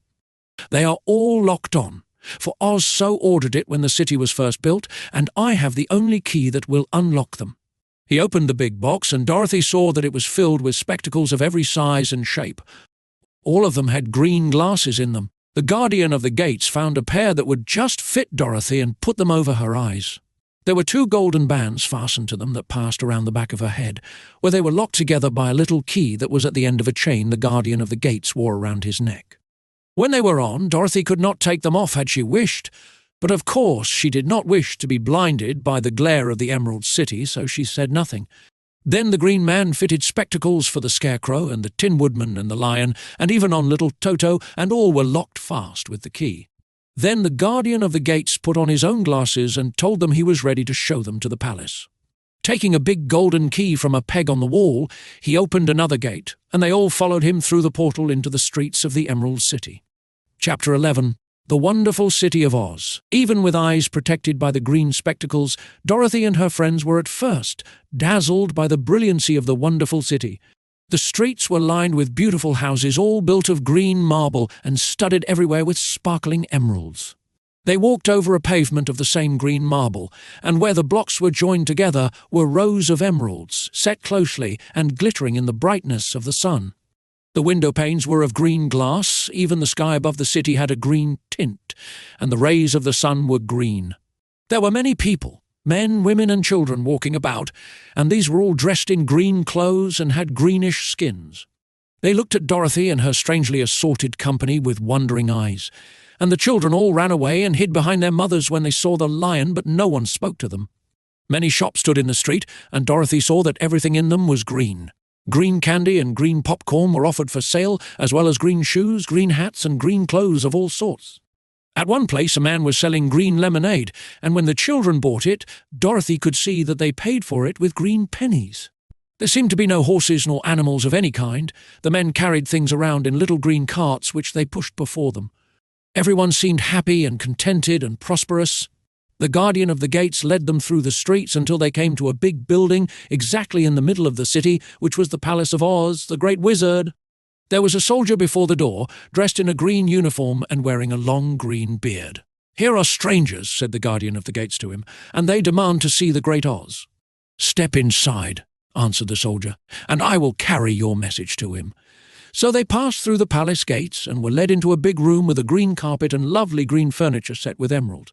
The soldier made them all wipe their feet upon a green mat before entering this room, and when they were seated he said politely, "Please make yourselves comfortable while I go to the door of the throne room and tell Oz you are here."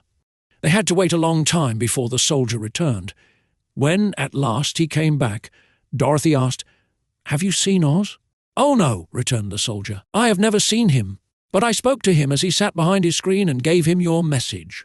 He said he will grant you an audience if you so desire, but each one of you must enter his presence alone, and he will admit but one each day. Therefore, as you must remain in the palace for several days, I will have you shown to rooms where you may rest in comfort after your journey." "Thank you," replied the girl. "That is very kind of Oz." The soldier now blew upon a green whistle, and at once a young girl dressed in a pretty green silk gown entered the room. She had lovely green hair and green eyes, and she bowed low before Dorothy as she said, "Follow me, and I will show you your room." So Dorothy said goodbye to all her friends except Toto, and taking the dog in her arms, followed the green girl through 7 passages and up 3 flights of stairs until they came to a room at the front of the palace. It was the sweetest little room in the world, with a soft, comfortable bed that had sheets of green silk and a green velvet counterpane. There was a tiny fountain in the middle of the room that shot a spray of green perfume into the air, to fall back into a beautifully carved green marble basin. Beautiful green flowers stood in the windows, and there was a shelf with a row of little green books. When Dorothy had time to open these books, she found them full of queer green pictures that made her laugh. They were so funny. In a wardrobe were many green dresses, made of silk and satin and velvet, and all of them fitted Dorothy exactly. "Make yourself perfectly at home," said the green girl, "and if you wish for anything, ring the bell. Oz will send for you tomorrow morning." She left Dorothy alone and went back to the others. These she also led to rooms, and each one of them found himself lodged in a very pleasant part of the palace. Of course, this politeness was wasted on the Scarecrow, for when he found himself alone in his room, he stood stupidly in one spot just within the doorway to wait till morning. It would not rest him to lie down, and he could not close his eyes, so he remained all night staring at a little spider which was weaving its web in a corner of the room, just as if it were not one of the most wonderful rooms in the world. The Tin Woodman lay down on his bed from force of habit, for he remembered when he was made of flesh, but not being able to sleep, he passed the night moving his joints up and down to make sure they kept in good working order. The lion would have preferred a bed of dried leaves in the forest, and did not like being shut up in a room. But he had too much sense to let this worry him, so he sprang upon the bed and rolled himself up like a cat and purred himself asleep in a minute. The next morning, after breakfast, the Green Maiden came to fetch Dorothy, and she dressed her in one of the prettiest gowns made of green brocaded satin. Dorothy put on a green silk apron and tied a green ribbon around Toto's neck, and they started for the throne room of the Great Oz. First they came to a great hall in which were many ladies and gentlemen of the court, all dressed in rich costumes. These people had nothing to do but talk to each other, but they always came to wait outside the throne room every morning, although they were never permitted to see Oz. As Dorothy entered, they looked at her curiously, and one of them whispered, "Are you really going to look upon the face of Oz the Terrible?" "Of course," answered the girl, "if he will see me." "Oh, he will see you," said the soldier who had taken her message to the wizard, "although he does not like to have people ask to see him. Indeed, at first he was angry and said I should send you back where you came from. Then he asked me what you looked like, and when I mentioned your silver shoes he was very much interested. At last I told him about the mark upon your forehead, and he decided he would admit you to his presence." Just then a bell rang, and the green girl said to Dorothy, "That is the signal. You must go into the throne room alone." She opened a little door, and Dorothy walked boldly through, and found herself in a wonderful place. It was a big round room with a high arched roof, and the walls and ceiling and floor were covered with large emeralds set closely together. In the centre of the roof was a great light, as bright as the sun, which made the emeralds sparkle in a wonderful manner. But what interested Dorothy most was the big throne of green marble that stood in the middle of the room. It was shaped like a chair and sparkled with gems, as did everything else. In the centre of the chair was an enormous head, without a body to support it or any arms or legs whatever. There was no hair upon this head, but it had eyes and a nose and mouth, and was much bigger than the head of the biggest giant. As Dorothy gazed upon this in wonder and fear, the eyes turned slowly and looked at her sharply and steadily. Then the mouth moved, and Dorothy heard a voice say, "I am Oz, the great and terrible.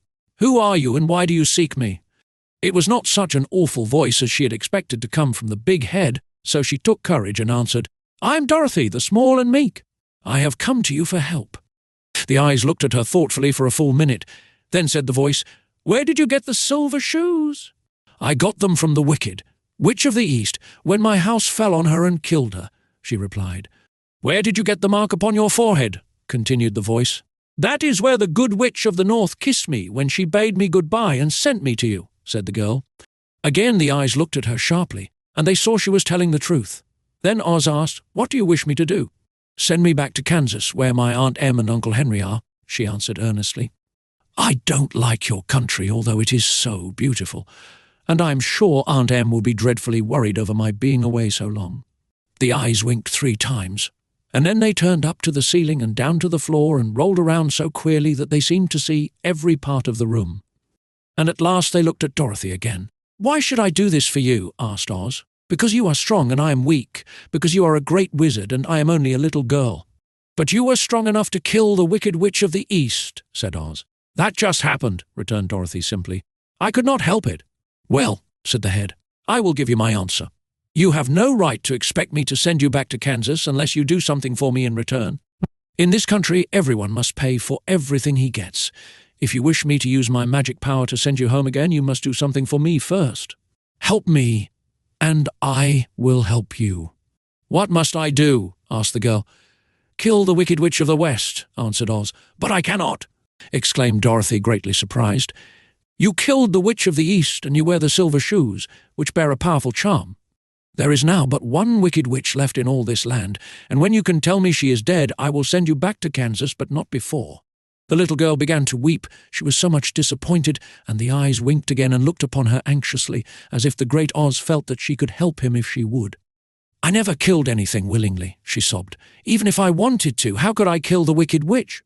If you, who are great and terrible, cannot kill her yourself, how do you expect me to do it?" "I do not know," said the head, "but that is my answer, and until the wicked witch dies, you will not see your uncle and aunt again. Remember that the witch is wicked, tremendously wicked, and ought to be killed. Now go, and do not ask to see me again until you have done your task." Sorrowfully, Dorothy left the throne room and went back where the lion and the Scarecrow and the Tin Woodman were waiting to hear what Oz had said to her. "There is no hope for me," she said sadly, "for Oz will not send me home until I have killed the Wicked Witch of the West, and that I can never do." Her friends were sorry, but could do nothing to help her, so Dorothy went to her own room and lay down on the bed and cried herself to sleep. The next morning the soldier with the green whiskers came to the Scarecrow and said, "Come with me, for Oz has sent for you." So the Scarecrow followed him and was admitted into the great throne room, where he saw, sitting in the emerald throne, a most lovely lady. She was dressed in green silk gauze and wore upon her flowing green locks a crown of jewels. Growing from her shoulders were wings, gorgeous in colour and so light that they fluttered if the slightest breath of air reached them. When the Scarecrow had bowed, as prettily as his straw stuffing would let him, before this beautiful creature, she looked upon him sweetly and said, "I am Oz, the great and terrible. Who are you, and why do you seek me?" Now the Scarecrow, who had expected to see the great head Dorothy had told him of, was much astonished, but he answered her bravely, "I am only a scarecrow stuffed with straw. Therefore I have no brains, and I come to you praying that you will put brains in my head instead of straw, so that I may become as much a man as any other in your dominions." "Why should I do this for you?" asked the lady. "Because you are wise and powerful, and no one else can help me," answered the Scarecrow. "I never grant favours without some return," said Oz, "but this much I will promise. If you will kill for me the Wicked Witch of the West, I will bestow upon you a great many brains, and such good brains that you will be the wisest man in all the land of Oz." "I thought you asked Dorothy to kill the witch," said the Scarecrow in surprise. "So I did. I don't care who kills her. But until she is dead, I will not grant your wish. Now go, and do not seek me again until you have earned the brains you so greatly desire." The Scarecrow went sorrowfully back to his friends and told them what Oz had said, and Dorothy was surprised to find that the great wizard was not a head as she had seen him, but a lovely lady. "All the same," said the Scarecrow, "she needs a heart as much as the Tin Woodman."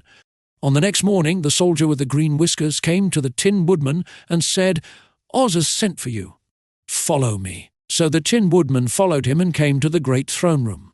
He did not know whether he would find Oz a lovely lady or a head, but he hoped it would be the lovely lady. "For," he said to himself, "if it is the head, I am sure I shall not be given a heart, since a head has no heart of its own, and therefore cannot feel for me. But if it is the lovely lady, I shall beg hard for a heart, for all ladies are themselves said to be kindly-hearted." But when the Woodman entered the great throne room, he saw neither the head nor the lady, for Oz had taken the shape of a most terrible beast. It was nearly as big as an elephant, and the green throne seemed hardly strong enough to hold its weight. The beast had a head like that of a rhinoceros, only there were 5 eyes in its face. There were 5 long arms growing out of its body, and it also had 5 long, slim legs. Thick, woolly hair covered every part of it, and a more dreadful-looking monster could not be imagined. It was fortunate the Tin Woodman had no heart at that moment, for it would have beat loud and fast from terror. But being only tin, the Woodman was not at all afraid, although he was much disappointed. "I am Oz, the great and terrible," spoke the beast in a voice that was one great roar. "Who are you, and why do you seek me?" "I am a woodman, and made of tin. Therefore I have no heart, and cannot love. I pray you to give me a heart that I may be as other men are." "Why should I do this?" demanded the beast. "Because I ask it, and you alone can grant my request," answered the Woodman. Oz gave a low growl at this, but said gruffly, "If you indeed desire a heart, you must earn it." "How?" asked the Woodman. "Help Dorothy to kill the Wicked Witch of the West," replied the beast. "When the witch is dead, come to me, and I will then give you the biggest and kindest and most loving heart in all the land of Oz." So the Tin Woodman was forced to return sorrowfully to his friends and tell them of the terrible beast he had seen.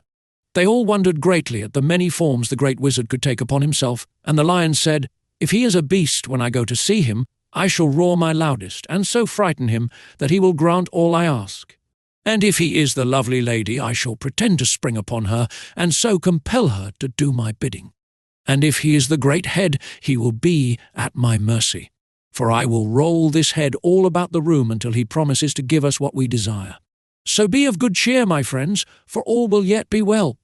The next morning the soldier with the green whiskers led the lion to the great throne room and bade him enter the presence of Oz. The lion at once passed through the door, and glancing around saw, to his surprise, that before the throne was a ball of fire, so fierce and glowing he could scarcely bear to gaze upon it. His first thought was that Oz had by accident caught on fire and was burning up, but when he tried to go nearer, the heat was so intense that it singed his whiskers, and he crept back tremblingly to a spot nearer the door. Then a low, quiet voice came from the ball of fire, and these were the words it spoke: "I am Oz, the great and terrible. Who are you, and why do you seek me?" And the lion answered, "I am a cowardly lion, afraid of everything. I came to you to beg that you give me courage, so that in reality I may become the king of beasts, as men call me." "Why should I give you courage?" demanded Oz. "Because of all wizards you are the greatest, and alone have power to grant my request," answered the lion. The ball of fire burned fiercely for a time, and the voice said, "Bring me proof that the Wicked Witch is dead, and that moment I will give you courage. But as long as the witch lives, you must remain a coward." The lion was angry at this speech, but could say nothing in reply, and while he stood silently gazing at the ball of fire, it became so furiously hot that he turned tail and rushed from the room. He was glad to find his friends waiting for him, and told them of his terrible interview with the wizard. "What shall we do now?" asked Dorothy sadly. "There is only one thing we can do," returned the lion, "and that is to go to the land of the Winkies, seek out the wicked witch, and destroy her." "But suppose we cannot," said the girl. "Then I shall never have courage," declared the lion. "And I shall never have brains," added the Scarecrow. "And I shall never have a heart," spoke the Tin Woodman. "And I shall never see Aunt Em and Uncle Henry," said Dorothy, beginning to cry. "Be careful," cried the green girl. "The tears will fall on your green silk gown and spot it." So Dorothy dried her eyes and said, "I suppose we must try it, but I am sure I do not want to kill anybody, even to see Aunt Em again." "I will go with you, but I'm too much of a coward to kill the witch," said the lion. "I will go too," declared the Scarecrow, "but I shall not be of much help to you. I am such a fool." "I haven't the heart to harm even a witch," remarked the Tin Woodman, "but if you go, I certainly shall go with you." Therefore it was decided to start upon their journey the next morning, and the Woodman sharpened his axe on a green grindstone and had all his joints properly oiled. The Scarecrow stuffed himself with fresh straw, and Dorothy put new paint on his eyes that he might see better. The green girl, who was very kind to them, filled Dorothy's basket with good things to eat and fastened a little bell around Toto's neck with a green ribbon. They went to bed quite early and slept soundly until daylight, when they were awakened by the crowing of a green cock that lived in the backyard of the palace, and the cackling of a hen that had laid a green egg. Chapter 12. The Search for the Wicked Witch. The soldier with the green whiskers led them through the streets of the Emerald City until they reached the room where the guardian of the gates lived. This officer unlocked their spectacles to put them back in his great box, and then he politely opened the gate for our friends. "Which road leads to the Wicked Witch of the West?" asked Dorothy. "There is no road," answered the guardian of the gates. "No one ever wishes to go that way." "How, then, are we to find her?" inquired the girl. "That will be easy," replied the man, "for when she knows you are in the country of the Winkies, she will find you and make you all her slaves." "Perhaps not," said the Scarecrow, "for we mean to destroy her." "Oh, that is different," said the guardian of the gates. "No one has ever destroyed her before, so I naturally thought she would make slaves of you, as she has of the rest. But take care, for she is wicked and fierce, and may not allow you to destroy her. Keep to the west, where the sun sets, and you cannot fail to find her." They thanked him and bade him goodbye, and turned toward the west, walking over fields of soft grass, dotted here and there with daisies and buttercups. Dorothy still wore the pretty silk dress she had put on in the palace, but now, to her surprise, she found it was no longer green, but pure white. The ribbon around Toto's neck had also lost its green colour and was as white as Dorothy's dress. The Emerald City was soon left far behind. As they advanced, the ground became rougher and hillier, for there were no farms nor houses in this country of the West, and the ground was untilled. In the afternoon the sun shone hot in their faces, for there were no trees to offer them shade, so that before night Dorothy and Toto and the lion were tired and lay down upon the grass and fell asleep, with the Woodman and the Scarecrow keeping watch. Now the Wicked Witch of the West had but one eye, yet that was as powerful as a telescope, and could see everywhere. So, as she sat in the door of her castle, she happened to look around and saw Dorothy lying asleep, with her friends all about her. They were a long distance off, but the Wicked Witch was angry to find them in her country, so she blew upon a silver whistle that hung around her neck. At once there came running to her from all directions a pack of great wolves. They had long legs and fierce eyes and sharp teeth. "Go to those people," said the witch, "and tear them to pieces." "Are you not going to make them your slaves?" asked the leader of the wolves. "No," she answered. "One is of tin and one of straw. One is a girl and another a lion. None of them is fit to work, so you may tear them into small pieces." "Very well," said the wolf, and he dashed away at full speed, followed by the others. It was lucky the Scarecrow and the Woodman were wide awake and heard the wolves coming. "This is my fight," said the Woodman, "so get behind me, and I will meet them as they come." He seized his axe, which he had made very sharp, and as the leader of the wolves came on, the Tin Woodman swung his arm and chopped the wolf's head from its body, so that it immediately died. As soon as he could raise his axe, another wolf came up, and he also fell under the sharp edge of the Tin Woodman's weapon. There were 40 wolves, and 40 times a wolf was killed, so that at last they all lay dead in a heap before the Woodman. Then he put down his axe and sat beside the Scarecrow, who said, "It was a good fight, friend." They waited until Dorothy awoke the next morning. The little girl was quite frightened when she saw the great pile of shaggy wolves, but the Tin Woodman told her all. She thanked him for saving them and sat down to breakfast, after which they started again upon their journey.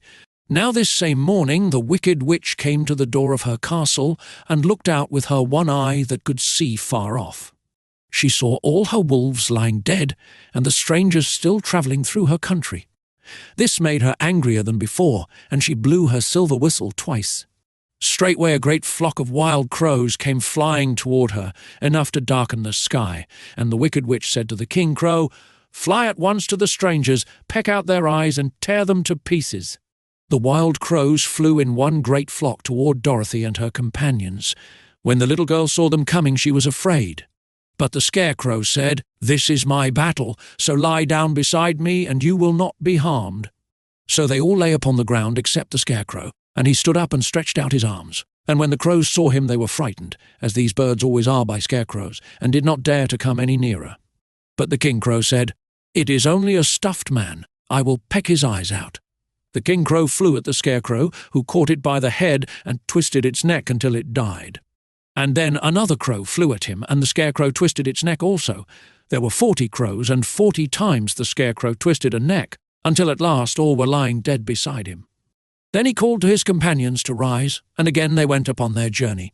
When the wicked witch looked out again and saw all her crows lying in a heap, she got into a terrible rage, and blew 3 times upon her silver whistle. Forthwith there was heard a great buzzing in the air, and a swarm of black bees came flying toward her. "Go to the strangers and sting them to death," commanded the witch, and the bees turned and flew rapidly until they came to where Dorothy and her friends were walking. But the Woodman had seen them coming, and the Scarecrow had decided what to do.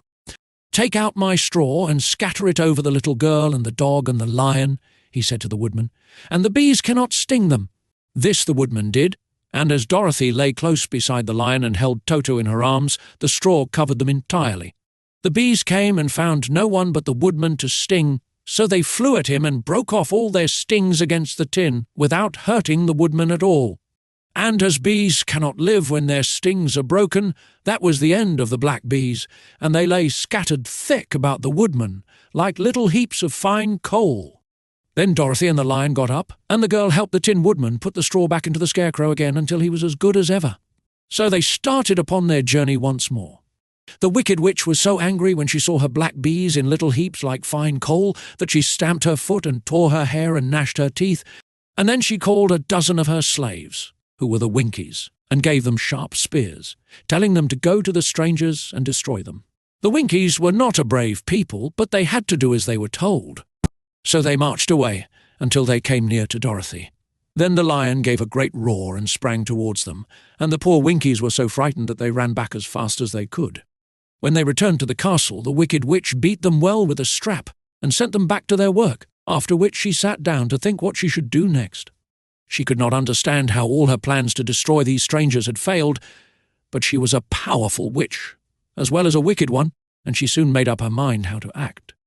There was in her cupboard a golden cap, with a circle of diamonds and rubies running round it. This golden cap had a charm. Whoever owned it could call 3 times upon the winged monkeys, who would obey any order they were given. But no person could command these strange creatures more than 3 times. Twice already the wicked witch had used the charm of the cap.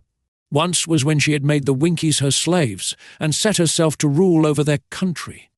The winged monkeys had helped her do this. The second time was when she had fought against the great Oz himself and driven him out of the land of the West. The winged monkeys had also helped her in doing this.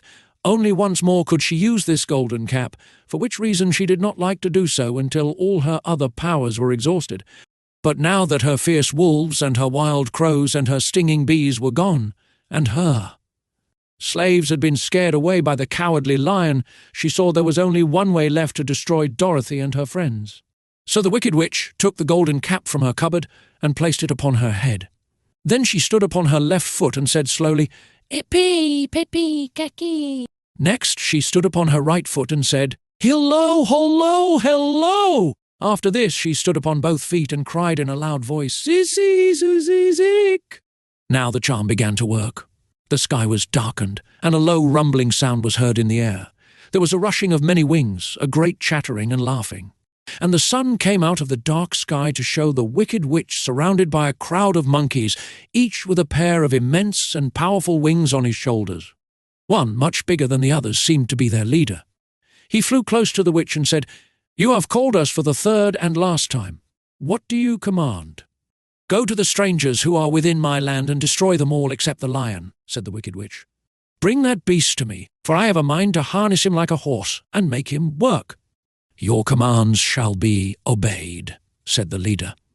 Then, with a great deal of chattering and noise, the winged monkeys flew away to the place where Dorothy and her friends were walking. Some of the monkeys seized the Tin Woodman and carried him through the air until they were over a country thickly covered with sharp rocks. Here they dropped the poor Woodman, who fell a great distance to the rocks, where he lay so battered and dented that he could neither move nor groan. Others of the monkeys caught the Scarecrow, and with their long fingers pulled all of the straw out of his clothes and head. They made his hat and boots and clothes into a small bundle and threw it into the top branches of a tall tree. The remaining monkeys threw pieces of stout rope around the lion and wound many coils about his body and head and legs, until he was unable to bite or scratch or struggle in any way. Then they lifted him up and flew away with him to the witch's castle, where he was placed in a small yard with a high iron fence around it, so that he could not escape. But Dorothy they did not harm at all. She stood, with Toto in her arms, watching the sad fate of her comrades and thinking it would soon be her turn. The leader of the winged monkeys flew up to her, his long hairy arms stretched out and his ugly face grinning terribly. But he saw the mark of the good witch's kiss upon her forehead and stopped short, motioning the others not to touch her. "We dare not harm this little girl," he said to them, "for she is protected by the power of good, and that is greater than the power of evil. All we can do is to carry her to the castle of the wicked witch and leave her there." So, carefully and gently, they lifted Dorothy in their arms and carried her swiftly through the air until they came to the castle, where they set her down upon the front doorstep. Then the leader said to the witch, "We have obeyed you as far as we were able. The Tin Woodman and the Scarecrow are destroyed, and the lion is tied up in your yard. The little girl we dare not harm, nor the dog she carries in her arms. Your power over our band is now ended, and you will never see us again." Then all the winged monkeys, with much laughing and chattering and noise, flew into the air and were soon out of sight. The wicked witch was both surprised and worried when she saw the mark on Dorothy's forehead, for she knew well that neither the winged monkeys nor she, herself, dare hurt the girl in any way. She looked down at Dorothy's feet, and seeing the silver shoes began to tremble with fear, for she knew what a powerful charm belonged to them. At first the witch was tempted to run away from Dorothy, but she happened to look into the child's eyes and saw how simple the soul behind them was, and that the little girl did not know of the wonderful power the silver shoes gave her. So the wicked witch laughed to herself and thought, "I can still make her my slave, for she does not know how to use her power." Then she said to Dorothy harshly and severely, "Come with me and see that you mind everything I tell you, for if you do not, I will make an end of you, as I did of the Tin Woodman and the Scarecrow." Dorothy followed her through many of the beautiful rooms in her castle until they came to the kitchen, where the witch bade her clean the pots and kettles and sweep the floor and keep the fire fed with wood. Dorothy went to work meekly, with her mind made up to work as hard as she could, for she was glad the wicked witch had decided not to kill her. With Dorothy hard at work, the witch thought she would go into the courtyard and harness the cowardly lion like a horse. It would amuse her, she was sure, to make him draw her chariot whenever she wished to go to drive. But as she opened the gate, the lion gave a loud roar and bounded at her so fiercely that the witch was afraid and ran out and shut the gate again. "If I cannot harness you," said the witch to the lion, speaking through the bars of the gate, "I can starve you. You shall have nothing to eat until you do as I wish." So after that she took no food to the imprisoned lion, but every day she came to the gate at noon and asked, "Are you ready to be harnessed like a horse?" And the lion would answer, "No. If you come in this yard, I will bite you." The reason the lion did not have to do as the witch wished was that every night, while the woman was asleep, Dorothy carried him food from the cupboard. After he had eaten, he would lie down on his bed of straw, and Dorothy would lie beside him and put her head on his soft, shaggy mane, while they talked of their troubles and tried to plan some way to escape. But they could find no way to get out of the castle, for it was constantly guarded by the yellow Winkies, who were the slaves of the Wicked Witch and too afraid of her not to do as she told them. The girl had to work hard during the day, and often the witch threatened to beat her with the same old umbrella she always carried in her hand. But, in truth, she did not dare to strike Dorothy because of the mark upon her forehead. The child did not know this, and was full of fear for herself and Toto. Once the witch struck Toto a blow with her umbrella, and the brave little dog flew at her and bit her leg in return. The witch did not bleed where she was bitten, for she was so wicked that the blood in her had dried up many years before. Dorothy's life became very sad as she grew to understand that it would be harder than ever to get back to Kansas and Aunt Em again. Sometimes she would cry bitterly for hours, with Toto sitting at her feet and looking into her face, whining dismally to show how sorry he was for his little mistress. Toto did not really care whether he was in Kansas or the land of Oz, so long as Dorothy was with him, but he knew the little girl was unhappy, and that made him unhappy too. Now the Wicked Witch had a great longing to have for her own the silver shoes which the girl always wore. Her bees and her crows and her wolves were lying in heaps and drying up, and she had used up all the power of the golden cap. But if she could only get hold of the silver shoes, they would give her more power than all the other things she had lost. She watched Dorothy carefully to see if she ever took off her shoes, thinking she might steal them. But the child was so proud of her pretty shoes that she never took them off except at night and when she took her bath. The witch was too much afraid of the dark to dare go in Dorothy's room at night to take the shoes, and her dread of water was greater than her fear of the dark, so she never came near when Dorothy was bathing. Indeed, the old witch never touched water, nor ever let water touch her in any way. But the wicked creature was very cunning, and she finally thought of a trick that would give her what she wanted. She placed a bar of iron in the middle of the kitchen floor, and then by her magic arts made the iron invisible to human eyes, so that when Dorothy walked across the floor, she stumbled over the bar, not being able to see it, and fell at full length. She was not much hurt, but in her fall one of the silver shoes came off, and before she could reach it, the witch had snatched it away and put it on her own skinny foot. The wicked woman was greatly pleased with the success of her trick, for as long as she had one of the shoes she owned half the power of their charm, and Dorothy could not use it against her, even had she known how to do so. The little girl, seeing she had lost one of her pretty shoes, grew angry and said to the witch, "Give me back my shoe." "I will not," retorted the witch, "for it is now my shoe, and not yours." "You are a wicked creature," cried Dorothy. "You have no right to take my shoe from me." "I shall keep it just the same," said the witch, laughing at her, "and some day I shall get the other one from you too." This made Dorothy so very angry that she picked up the bucket of water that stood near and dashed it over the witch, wetting her from head to foot.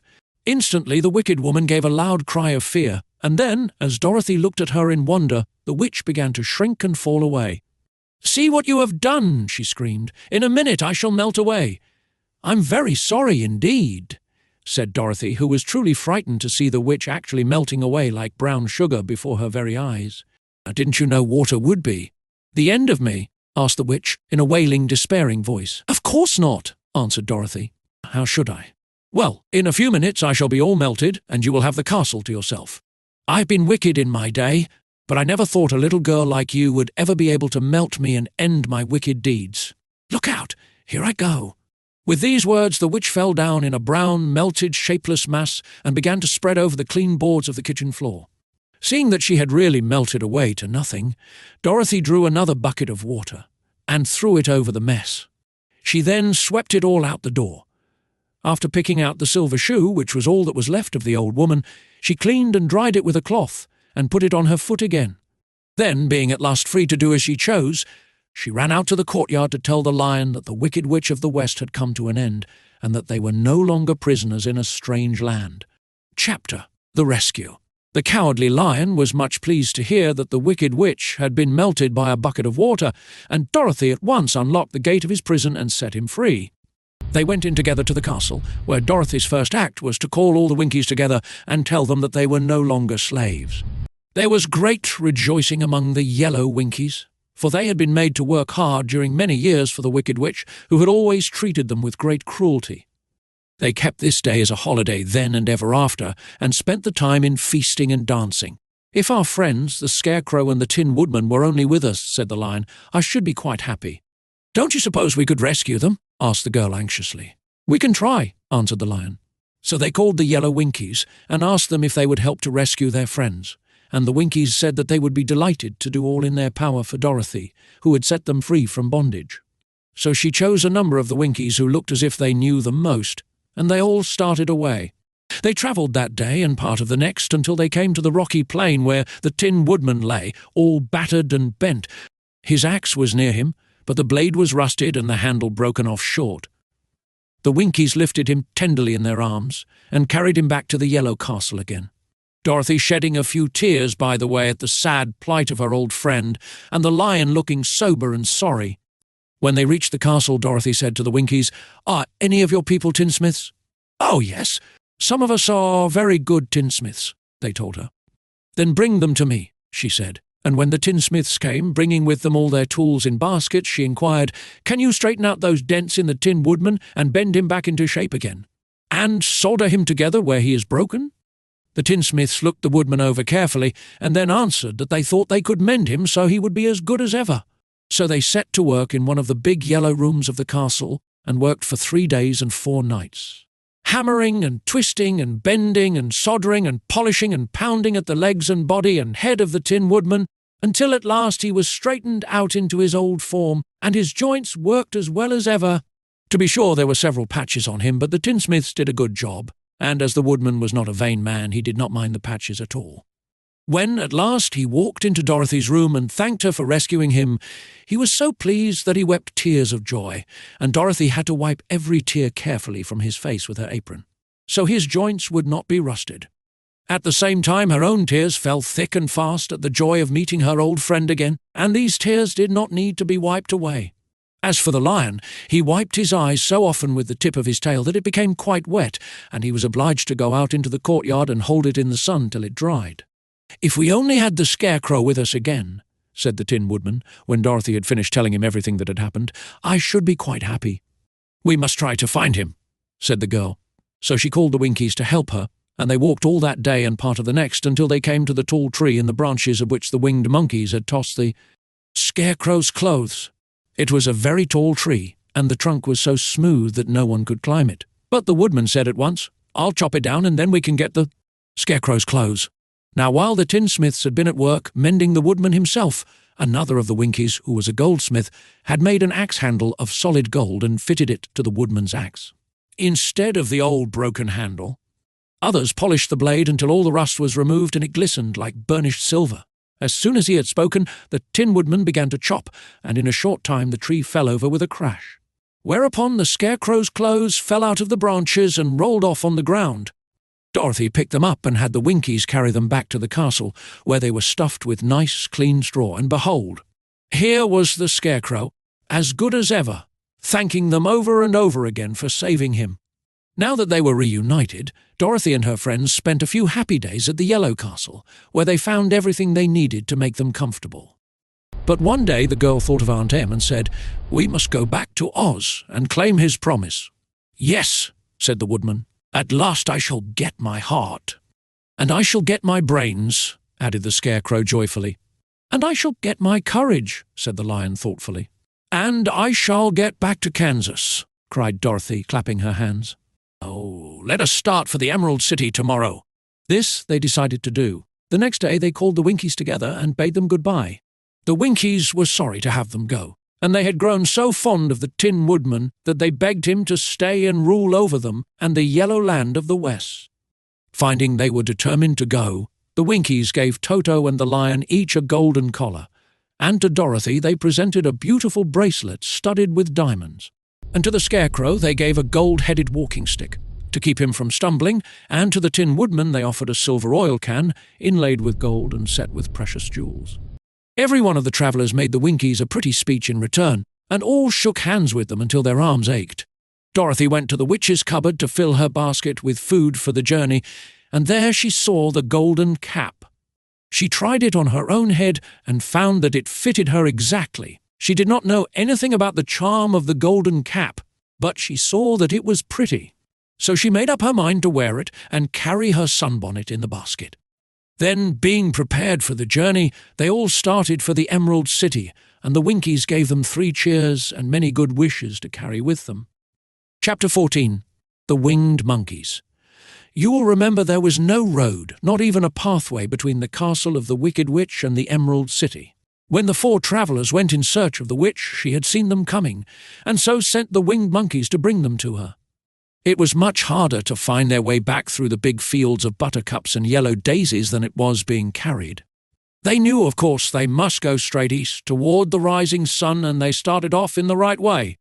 But at noon, when the sun was over their heads, they did not know which was east and which was west, and that was the reason they were lost in the great fields. They kept on walking, however, and at night the moon came out and shone brightly. So they lay down among the sweet-smelling yellow flowers and slept soundly until morning, all but the Scarecrow and the Tin Woodman. The next morning the sun was behind a cloud, but they started on, as if they were quite sure which way they were going. "If we walk far enough," said Dorothy, "I am sure we shall sometime come to some place."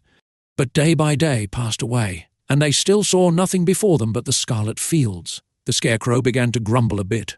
"We have surely lost our way," he said, "and unless we find it again in time to reach the Emerald City, I shall never get my brains." "Nor I my heart," declared the Tin Woodman. "It seems to me I can scarcely wait till I get to Oz, and you must admit this is a very long journey." "You see," said the Cowardly Lion with a whimper, "I haven't the courage to keep tramping forever without getting anywhere at all." Then Dorothy lost heart. She sat down on the grass and looked at her companions, and they sat down and looked at her. And Toto found that for the first time in his life, he was too tired to chase a butterfly that flew past his head. So he put out his tongue and panted and looked at Dorothy as if to ask what they should do next.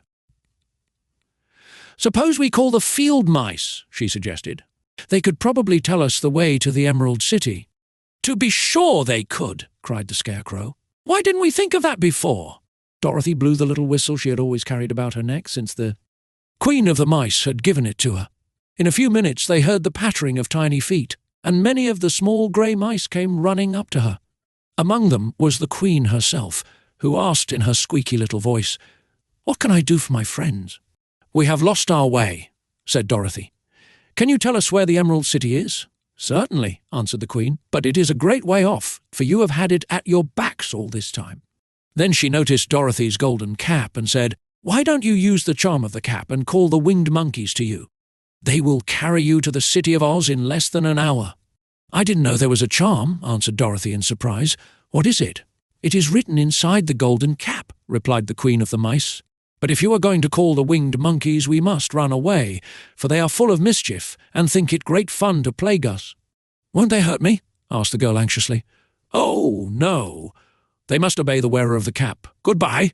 And she scampered out of sight with all the mice hurrying after her. Dorothy looked inside the golden cap and saw some words written upon the lining. These, she thought, must be the charm, so she read the directions carefully and put the cap upon her head. "Epe, pepe, caca," she said, standing on her left foot. "What did you say?" asked the Scarecrow, who did not know what she was doing. "Hill-lo, hol-lo, hell-lo." Dorothy went on, standing this time on her right foot. "Hello," replied the Tin Woodman calmly. "Zick," said Dorothy, who was now standing on both feet. This ended the saying of the charm, and they heard a great chattering and flapping of wings as the band of winged monkeys flew up to them. The king bowed low before Dorothy and asked, "What is your command?" "We wish to go to the Emerald City," said the child, "and we have lost our way." "We will carry you," replied the king, and no sooner had he spoken than 2 of the monkeys caught Dorothy in their arms and flew away with her. Others took the Scarecrow and the Woodman and the Lion, and one little monkey seized Toto and flew after them, although the dog tried hard to bite him. The Scarecrow and the Tin Woodman were rather frightened at first, for they remembered how badly the winged monkeys had treated them before. But they saw that no harm was intended, so they rode through the air quite cheerfully and had a fine time looking at the pretty gardens and woods far below them. Dorothy found herself riding easily between 2 of the biggest monkeys, one of them the king himself. They had made a chair of their hands and were careful not to hurt her. "Why do you have to obey the charm of the golden cap?" she asked. "That is a long story," answered the king with a winged laugh. "But as we have a long journey before us, I will pass the time by telling you about it if you wish." "I shall be glad to hear it," she replied. "Once," began the leader, "we were a free people, living happily in the great forest, flying from tree to tree, eating nuts and fruit, and doing just as we pleased without calling anybody master. Perhaps some of us were rather too full of mischief at times, flying down to pull the tails of the animals that had no wings, chasing birds and throwing nuts at the people who walked in the forest. But we were careless and happy and full of fun, and enjoyed every minute of the day. This was many years ago, long before Oz came out of the clouds to rule over this land. Here lived then, away at the north, a beautiful princess, who was also a powerful sorceress. All her magic was used to help the people, and she was never known to hurt anyone who was good. Her name was Gayelette, and she lived in a handsome palace built from great blocks of ruby. Everyone loved her, but her greatest sorrow was that she could find no one to love in return. Since all the men were much too stupid and ugly to mate with one so beautiful and wise. At last, however, she found a boy who was handsome and manly and wise beyond his years. Gayelette made up her mind that when he grew to be a man she would make him her husband. So she took him to her ruby palace and used all her magic powers to make him as strong and good and lovely as any woman could wish. When he grew to manhood, Quilala, as he was called, was said to be the best and wisest man in all the land, while his manly beauty was so great that Gayelette loved him dearly, and hastened to make everything ready for the wedding. My grandfather was at that time the king of the winged monkeys which lived in the forest near Gayelette's palace, and the old fellow loved a joke better than a good dinner. One day, just before the wedding, my grandfather was flying out with his band when he saw Quilala walking beside the river. He was dressed in a rich costume of pink silk and purple velvet, and my grandfather thought he would see what he could do. At his word, the band flew down and seized Quilala, carried him in their arms until they were over the middle of the river, and then dropped him into the water. "Swim out, my fine fellow," cried my grandfather, "and see if the water has spotted your clothes." Quilala was much too wise not to swim, and he was not in the least spoiled by all his good fortune. He laughed when he came to the top of the water and swam in to shore, but when Gayelette came running out to him, she found his silks and velvet all ruined by the river. The princess was angry, and she knew, of course, who did it. She had all the winged monkeys brought before her, and she said at first that their wings should be tied, and they should be treated as they had treated Quilala, and dropped in the river. But my grandfather pleaded hard, for he knew the monkeys would drown in the river with their wings tied, and Quilala said a kind word for them also, so that Gayelette finally spared them, on condition that the winged monkeys should ever after do 3 times the bidding of the owner of the golden cap. This cap had been made for a wedding present to Quilala, and it is said to have cost the princess half her kingdom. Of course, my grandfather and all the other monkeys at once agreed to the condition, and that is how it happens that we are 3 times the slaves of the owner of the golden cap, whosoever he may be. "And what became of them?" asked Dorothy, who had been greatly interested in the story. "Quilala being the first owner of the golden cap," replied the monkey, "he was the first to lay his wishes upon us. As his bride could not bear the sight of us, he called us all to him in the forest after he had married her, and ordered us always to keep where she could never again set eyes on a winged monkey, which we were glad to do, for we were all afraid of her. His was all we ever had to do until the golden cap fell into the hands of the wicked witch of the West, who made us enslave the Winkies, and afterward drive Oz himself out of the land of the West. Now the golden cap is yours, and 3 times you have the right to lay your wishes upon us." As the Monkey King finished his story, Dorothy looked down and saw the green shining walls of the Emerald City before them. She wondered at the rapid flight of the monkeys, but was glad the journey was over. The strange creatures set the travellers down carefully before the gate of the city. The king bowed low to Dorothy, and then flew swiftly away, followed by all his band. "That was a good ride," said the little girl. "Yes, and a quick way out of our troubles," replied the lion. "How lucky it was you brought away that wonderful cap." Chapter 15. The Discovery of Oz, the Terrible. The 4 travellers walked up to the great gate of Emerald City and rang the bell. After ringing several times, it was opened by the same guardian of the gates they had met before. "What, are you back again?" he asked in surprise. "Do you not see us?" answered the Scarecrow. "But I thought you had gone to visit the Wicked Witch of the West." "We did visit her," said the Scarecrow. "And she let you go again?" asked the man in wonder. "She could not help it, for she is melted," explained the Scarecrow. "Melted? Well, that is good news indeed," said the man. "Who melted her?" "It was Dorothy," said the lion gravely. "Good gracious!" exclaimed the man. and he bowed very low indeed before her. Then he led them into his little room and locked the spectacles from the great box on all their eyes, just as he had done before. Afterward they passed on through the gate into the Emerald City. When the people heard from the guardian of the gates that Dorothy had melted the Wicked Witch of the West, they all gathered around the travellers and followed them in a great crowd to the Palace of Oz. The soldier with the green whiskers was still on guard before the door, but he let them in at once, and they were again met by the beautiful green girl, who showed each of them to their old rooms at once, so they might rest until the great Oz was ready to receive them. The soldier had the news carried straight to Oz that Dorothy and the other travellers had come back again after destroying the Wicked Witch, but Oz made no reply. They thought the great wizard would send for them at once, but he did not. They had no word from him the next day, nor the next, nor the next. The waiting was tiresome and wearing, and at last they grew vexed that Oz should treat them in so poor a fashion, after sending them to undergo hardships and slavery. So the Scarecrow at last asked the green girl to take another message to Oz, saying if he did not let them in to see him at once, they would call the winged monkeys to help them, and find out whether he kept his promises or not.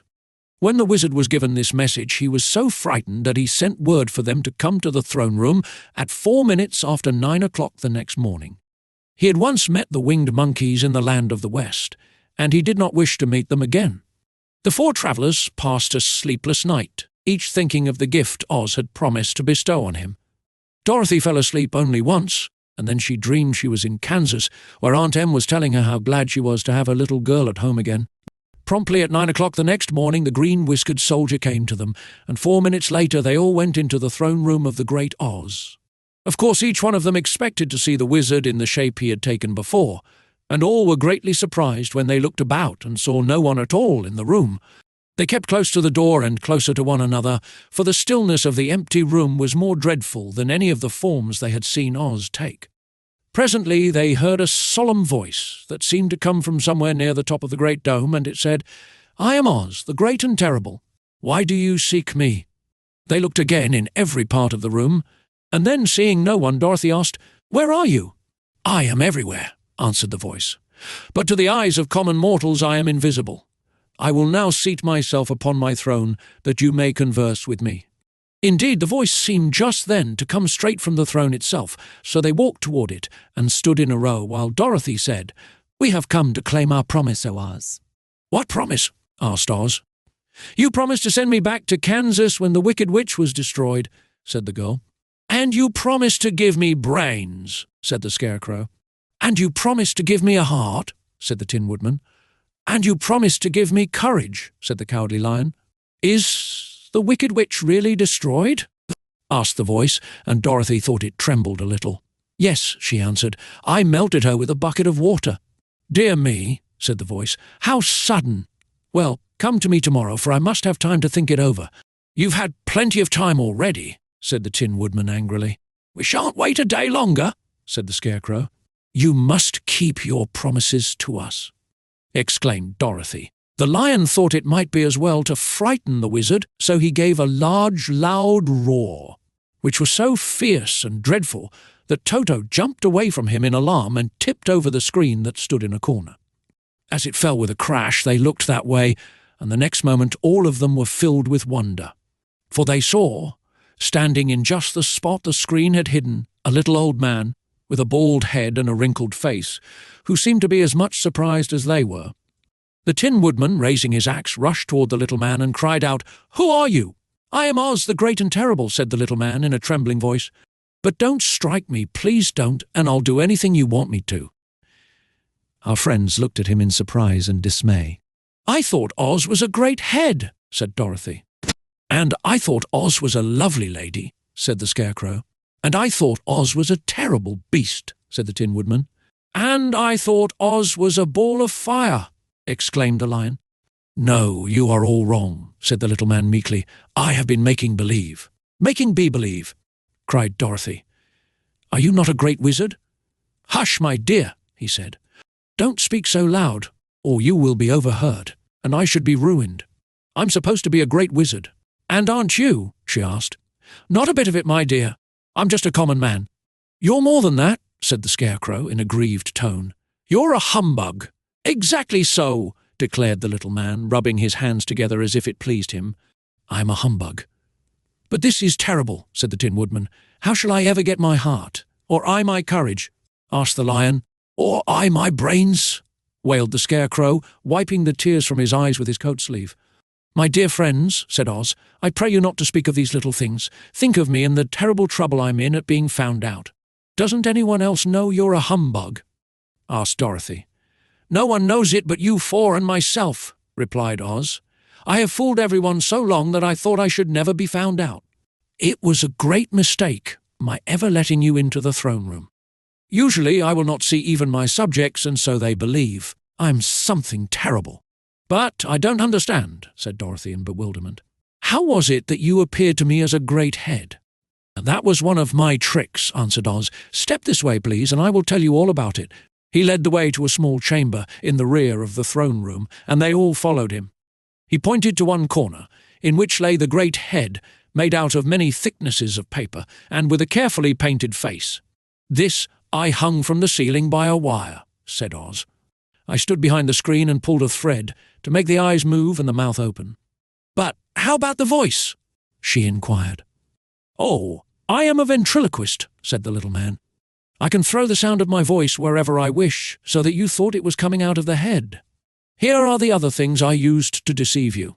He showed the Scarecrow the dress and the mask he had worn when he seemed to be the lovely lady. And the Tin Woodman saw that his terrible beast was nothing but a lot of skins sewn together, with slats to keep their sides out. As for the ball of fire, the false wizard had hung that also from the ceiling. It was really a ball of cotton, but when oil was poured upon it, the ball burned fiercely. "Really," said the Scarecrow, "you ought to be ashamed of yourself for being such a humbug." I certainly am," answered the little man sorrowfully, "but it was the only thing I could do. Sit down, please. There are plenty of chairs, and I will tell you my story." So they sat down and listened while he told the following tale. "I was born in Omaha." "Why, that isn't very far from Kansas," cried Dorothy.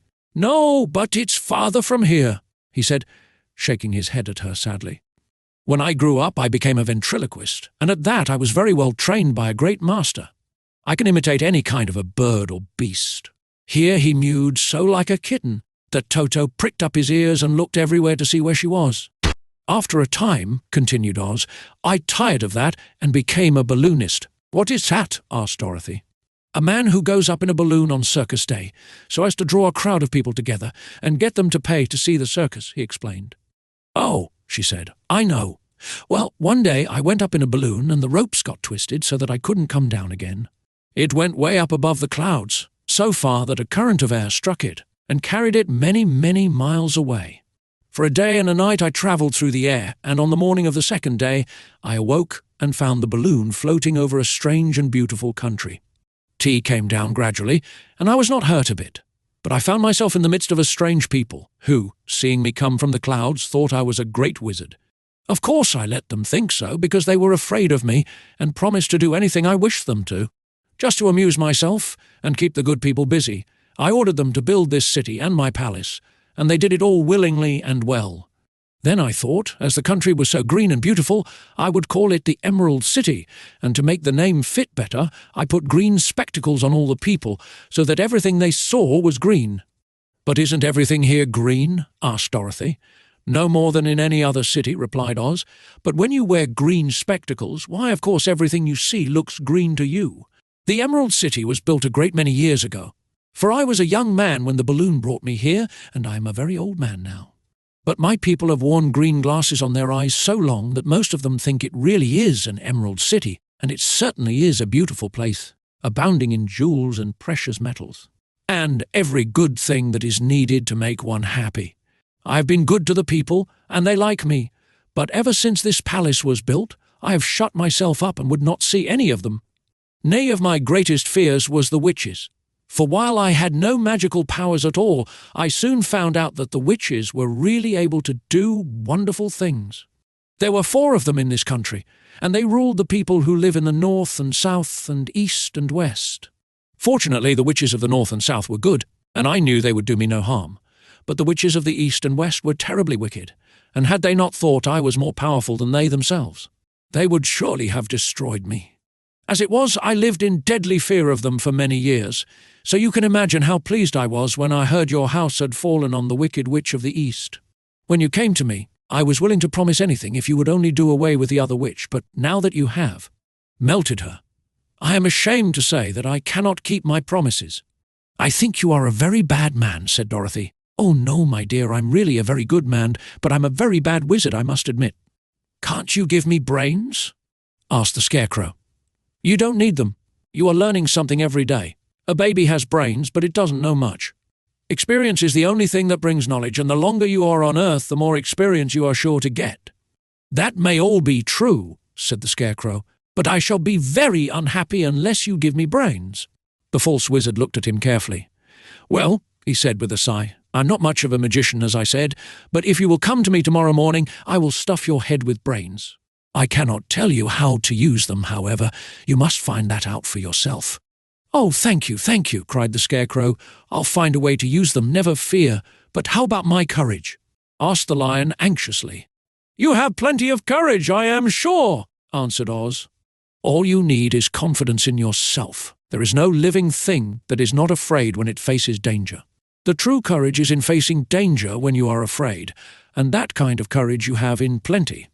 "Perhaps I have, but I'm scared just the same," said the Lion. "I shall really be very unhappy unless you give me the sort of courage that makes one forget he is afraid."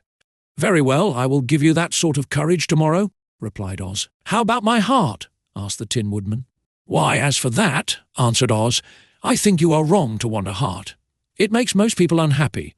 If you only knew it, you are in luck not to have a heart." "That must be a matter of opinion," said the Tin Woodman. "For my part, I will bear all the unhappiness without a murmur if you will give me the heart." "Very well," answered Oz meekly. "Come to me tomorrow, and you shall have a heart. I have played wizard for so many years that I may as well continue the part a little longer." "And now," said Dorothy, "how am I to get back to Kansas?" "We shall have to think about that," replied the little man. "Give me 2 or 3 days to consider the matter, and I'll try to find a way to carry you over the desert.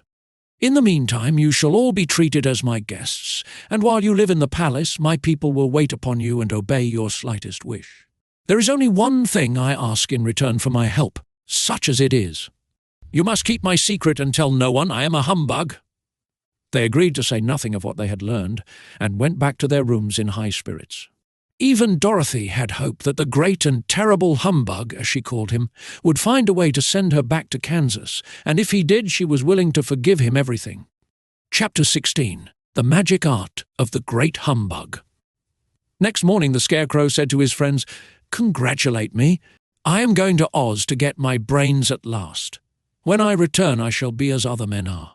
"I have always liked you as you were," said Dorothy simply. "It is kind of you to like a scarecrow," he replied.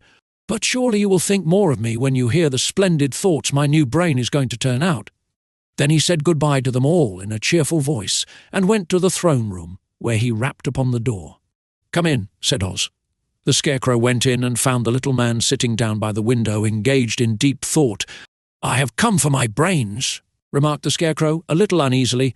"Oh, yes, sit down in that chair, please," replied Oz. "You must excuse me for taking your head off, but I shall have to do it in order to put your brains in their proper place." "That's all right," said the Scarecrow. "You are quite welcome to take my head off, as long as it will be a better one when you put it on again." So the wizard unfastened his head and emptied out the straw. Then he entered the back room and took up a measure of bran, which he mixed with a great many pins and needles.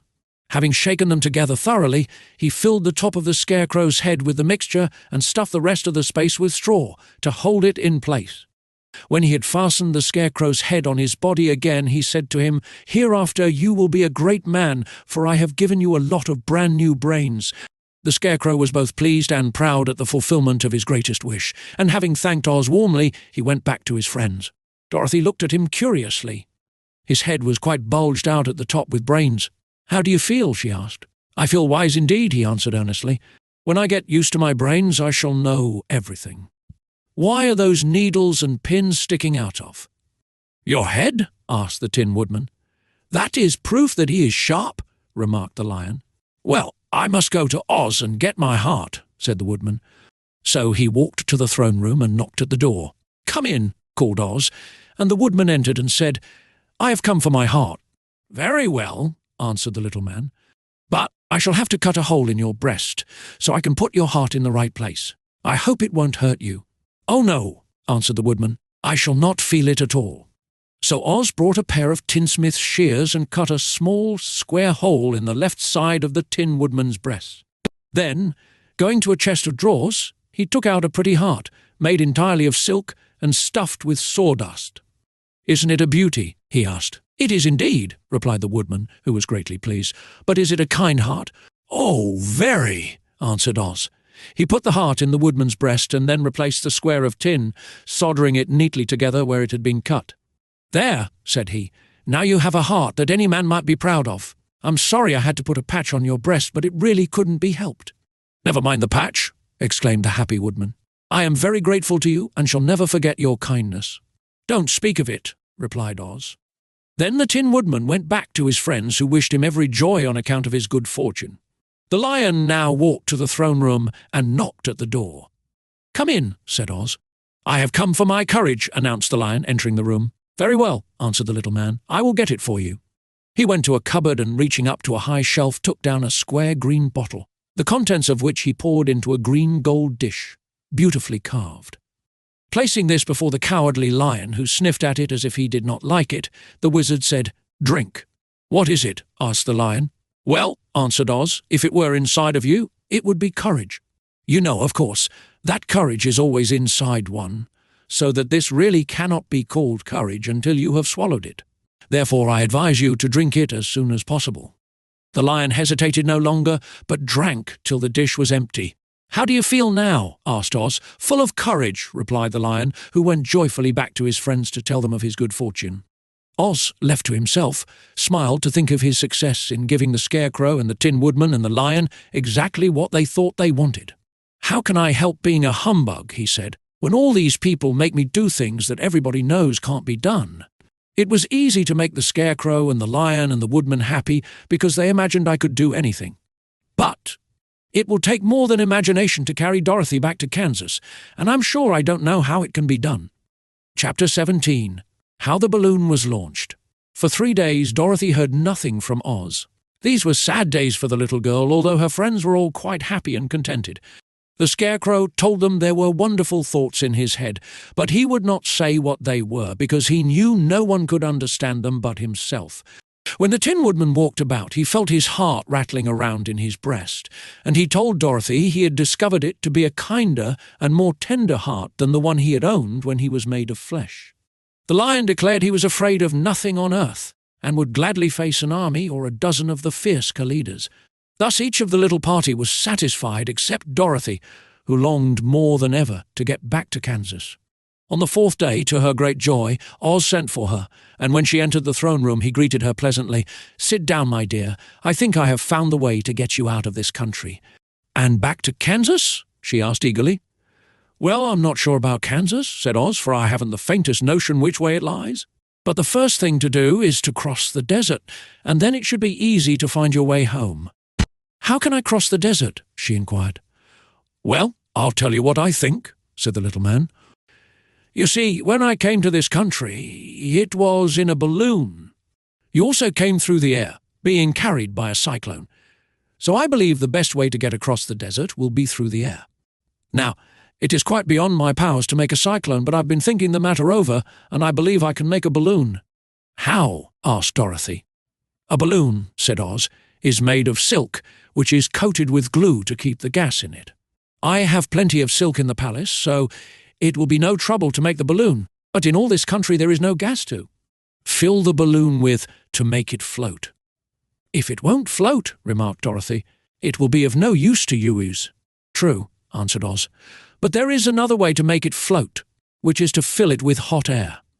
Hot air isn't as good as gas, for if the air should get cold, the balloon would come down in the desert, and we should be lost." "We!" exclaimed the girl. "Are you going with me?" "Yes, of course," replied Oz.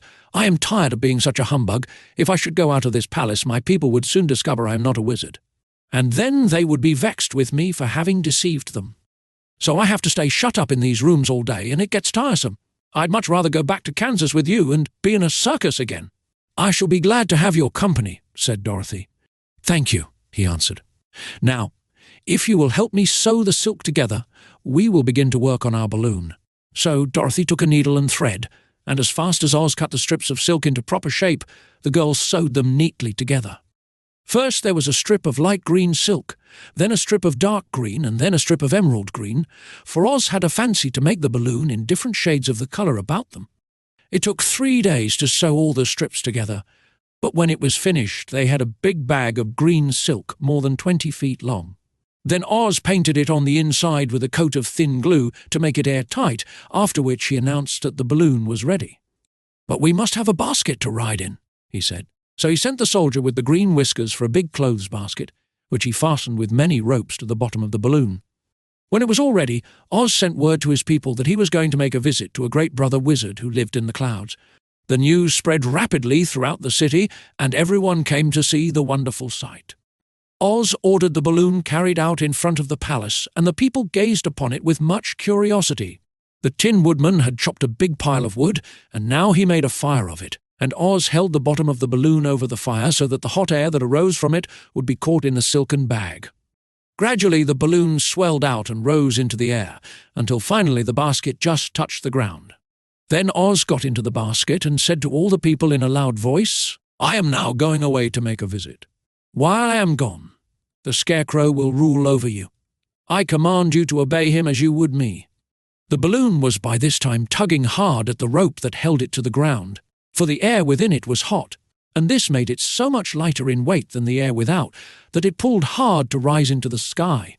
"Come, Dorothy," cried the wizard. "Hurry up, or the balloon will fly away." "I can't find Toto anywhere," replied Dorothy, who did not wish to leave her little dog behind. Toto had run into the crowd to bark at a kitten, and Dorothy at last found him. She picked him up and ran towards the balloon. She was within a few steps of it, and Oz was holding out his hands to help her into the basket, when crack went the ropes and the balloon rose into the air without her. "Come back!" she screamed. "I want to go too!" "I can't come back, my dear," called Oz from the basket. "Goodbye, goodbye," shouted everyone, and all eyes were turned upward to where the wizard was riding in the basket, rising every moment farther and farther into the sky. And that was the last any of them ever saw of Oz, the wonderful wizard, though he may have reached Omaha safely and be there now for all we know. But the people remembered him lovingly and said to one another, "Oz was always our friend. When he was here, he built for us this beautiful emerald city, and now he is gone, he has left the wise Scarecrow to rule over us." Still, for many days they grieved over the loss of the wonderful wizard and would not be comforted. Chapter 18. Away to the South. Dorothy wept bitterly at the passing of her hope to get home to Kansas again, but when she thought it all over, she was glad she had not gone up in a balloon.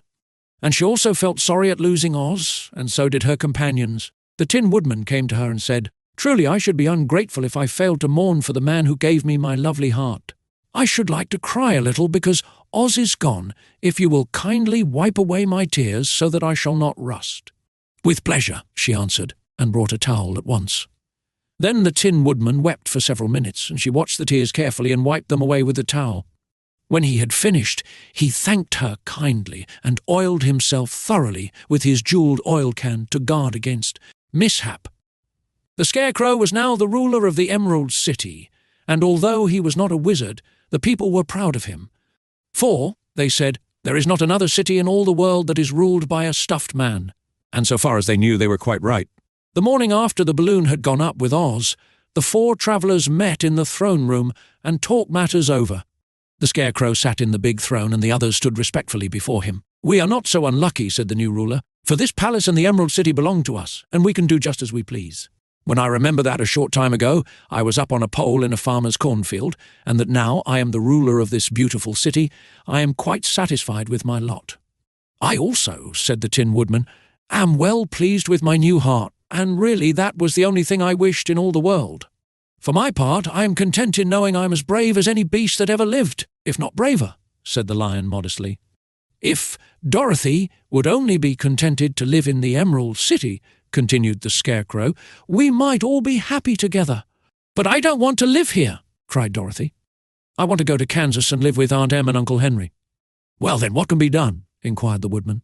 The Scarecrow decided to think, and he thought so hard that the pins and needles began to stick out of his brains.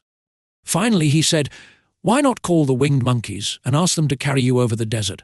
"I never thought of that," said Dorothy joyfully. "It's just the thing." "I'll go at once for the golden cap." When she brought it into the throne room, she spoke the magic words, and soon the band of winged monkeys flew in through the open window and stood beside her. "This is the second time you have called us," said the Monkey King, bowing before the little girl. "What do you wish?" "I want you to fly with me to Kansas," said Dorothy. But the Monkey King shook his head. "That cannot be done," he said.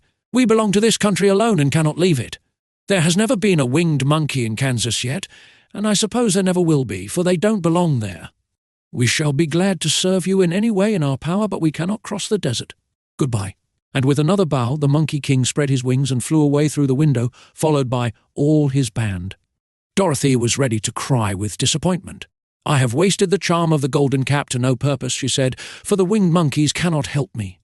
"It is certainly too bad," said the tender-hearted Woodman. The Scarecrow was thinking again, and his head bulged out so horribly that Dorothy feared it would burst. "Let us call in the soldier with the green whiskers," he said, "and ask his advice." So the soldier was summoned and entered the throne room timidly, for while Oz was alive he never was allowed to come farther than the door. "This little girl," said the Scarecrow to the soldier, "wishes to cross the desert. How can she do so?" "I cannot tell," answered the soldier, "for nobody has ever crossed the desert unless it is Oz himself." "Is there no one who can help me?" asked Dorothy earnestly. "Glinda might," he suggested. "Who is Glinda?" inquired the Scarecrow. "The Witch of the South. She is the most powerful of all the witches, and rules over the Quadlings. Besides, her castle stands on the edge of the desert, so she may know a way to cross it." "Glinda is a good witch, isn't she?" asked the child. "The Quadlings think she is good," said the soldier, "and she is kind to everyone. I have heard that Glinda is a beautiful woman, who knows how to keep young in spite of the many years she has lived." "How can I get to her castle?" asked Dorothy. "The road is straight to the south," he answered, "but it is said to be full of dangers to travellers. There are wild beasts in the woods, and a race of queer men who do not like strangers to cross their country. For this reason, none of the Quadlings ever come to the Emerald City." The soldier then left them, and the Scarecrow said, "It seems, in spite of dangers, that the best thing Dorothy can do is to travel to the land of the South and ask Glinda to help her. For, of course, if Dorothy stays here, she will never get back to Kansas." "You must have been thinking again," remarked the Tin Woodman. "I have," said the Scarecrow. "I shall go with Dorothy," declared the Lion, "for I am tired of your city and long for the woods and the country again. I am really a wild beast, you know. Besides, Dorothy will need someone to protect her." "That is true," agreed the Woodman. "My axe may be of service to her, so I also will go with her to the land of the South." "When shall we start?" asked the Scarecrow. "Are you going?" they asked in surprise. "Certainly. If it wasn't for Dorothy, I should never have had brains. She lifted me from the pole in the cornfield and brought me to the Emerald City. So my good luck is all due to her, and I shall never leave her until she starts back to Kansas for good and all." "Thank you," said Dorothy gratefully. "You are all very kind to me, but I should like to start as soon as possible." "We shall go tomorrow morning," returned the Scarecrow. "So now let us all get ready, for it will be a long journey." Chapter 19. Attacked by the Fighting Trees. The next morning Dorothy kissed the pretty green girl goodbye, and they all shook hands with the soldier with the green whiskers, who had walked with them as far as the gate. When the guardian of the gate saw them again, he wondered greatly that they could leave the beautiful city to get into new trouble. But he at once unlocked their spectacles, which he put back into the green box, and gave them many good wishes to carry with them. "You are now our ruler," he said to the Scarecrow, "so you must come back to us as soon as possible." "I certainly shall if I am able," the Scarecrow replied, "but I must help Dorothy to get home first." As Dorothy bade the good-natured guardian a last farewell, she said, "I have been very kindly treated in your lovely city, and everyone has been good to me. I cannot tell you how grateful I am." "Don't try, my dear," he answered. "We should like to keep you with us, but if it is your wish to return to Kansas, I hope you will find a way." He then opened the gate of the outer wall, and they walked forth and started upon their journey. The sun shone brightly as our friends turned their faces toward the land of the South. They were all in the best of spirits, and laughed and chatted together. Dorothy was once more filled with the hope of getting home, and the Scarecrow and the Tin Woodman were glad to be of use to her. As for the Lion, He sniffed the fresh air with delight and whisked his tail from side to side in pure joy at being in the country again, while Toto ran around them and chased the moths and butterflies, barking merrily all the time. "City life does not agree with me at all," remarked the lion, as they walked along at a brisk pace. "I have lost much flesh since I lived there, and now I am anxious for a chance to show the other beasts how courageous I have grown." They now turned and took a last look at the Emerald City. All they could see was a mass of towers and steeples behind the green walls, and high up above everything the spires and dome of the Palace of Oz. "Oz was not such a bad wizard after all," said the Tin Woodman, as he felt his heart rattling around in his breast. "He knew how to give me brains, and very good brains too," said the Scarecrow. "If Oz had taken a dose of the same courage he gave me," added the lion, "he would have been a brave man." Dorothy said nothing. Oz had not kept the promise he made her, but he had done his best, so she forgave him. As he said, he was a good man, even if he was a bad wizard. The first day's journey was through the green fields and bright flowers that stretched about the Emerald City on every side. They slept that night on the grass, with nothing but the stars over them, and they rested very well indeed. In the morning they travelled on until they came to a thick wood. There was no way of going around it, for it seemed to extend to the right and left as far as they could see, and besides they did not dare change the direction of their journey for fear of getting lost. So they looked for the place where it would be easiest to get into the forest. The Scarecrow, who was in the lead, finally discovered a big tree with such wide-spreading branches that there was room for the party to pass underneath. So he walked forward to the tree, but just as he came under the first branches they bent down and twined around him, and the next minute he was raised from the ground and flung headlong among his fellow travellers. This did not hurt the Scarecrow, but it surprised him, and he looked rather dizzy when Dorothy picked him up. "Here is another space between the trees," called the lion. "Let me try it first," said the Scarecrow, "for it doesn't hurt me to get thrown about." He walked up to another tree as he spoke, but its branches immediately seized him and tossed him back again. "This is strange," exclaimed Dorothy. "What shall we do?" "The trees seem to have made up their minds to fight us and stop our journey," remarked the lion. "I believe I will try it myself," said the Woodman, and shouldering his axe, he marched up to the first tree that had handled the Scarecrow so roughly. When a big branch bent down to seize him, the Woodman chopped at it so fiercely that he cut it in two. At once the tree began shaking all its branches as if in pain, and the Tin Woodman passed safely under it. "Come on," he shouted to the others. "Be quick!" They all ran forward and passed under the tree without injury, except Toto, who was caught by a small branch and shaken until he howled. But the Woodman promptly chopped off the branch and set the little dog free. The other trees of the forest did nothing to keep them back. So they made up their minds that only the first row of trees could bend down their branches, and that probably these were the policemen of the forest, and given this wonderful power in order to keep strangers out of it. The four travellers walked with ease through the trees until they came to the farther edge of the wood. Then, to their surprise, they found before them a high wall which seemed to be made of white china. It was smooth like the surface of a dish and higher than their heads. "What shall we do now?" asked Dorothy. "I will make a ladder," said the Tin Woodman, "for we certainly must climb over the wall." Chapter 20. The Dainty China Country. While the Woodman was making a ladder from wood which he found in the forest, Dorothy lay down and slept, for she was tired by the long walk. The lion also curled himself up to sleep, and Toto lay beside him. The Scarecrow watched the Woodman while he worked and said to him, "I cannot think why this wall is here, nor what it is made of." "Rest your brains and do not worry about the wall," replied the Woodman. "When we have climbed over it, we shall know what is on the other side." After a time, the ladder was finished. It looked clumsy, but the Tin Woodman was sure it was strong and would answer their purpose. The Scarecrow waked Dorothy and the lion and Toto and told them that the ladder was ready. The Scarecrow climbed up the ladder first, but he was so awkward that Dorothy had to follow close behind and keep him from falling off. When he got his head over the top of the wall, the Scarecrow said, "Oh my!" "Go on!" exclaimed Dorothy. So the Scarecrow climbed farther up and sat down on the top of the wall, and Dorothy put her head over and cried, "Oh my!" just as the Scarecrow had done. Then Toto came up and immediately began to bark, but Dorothy made him be still. The lion climbed the ladder next, and the Tin Woodman came last, but both of them cried, "Oh my!" as soon as they looked over the wall. When they were all sitting in a row on the top of the wall, they looked down and saw a strange sight. Before them was a great stretch of country having a floor as smooth and shining and white as the bottom of a big platter.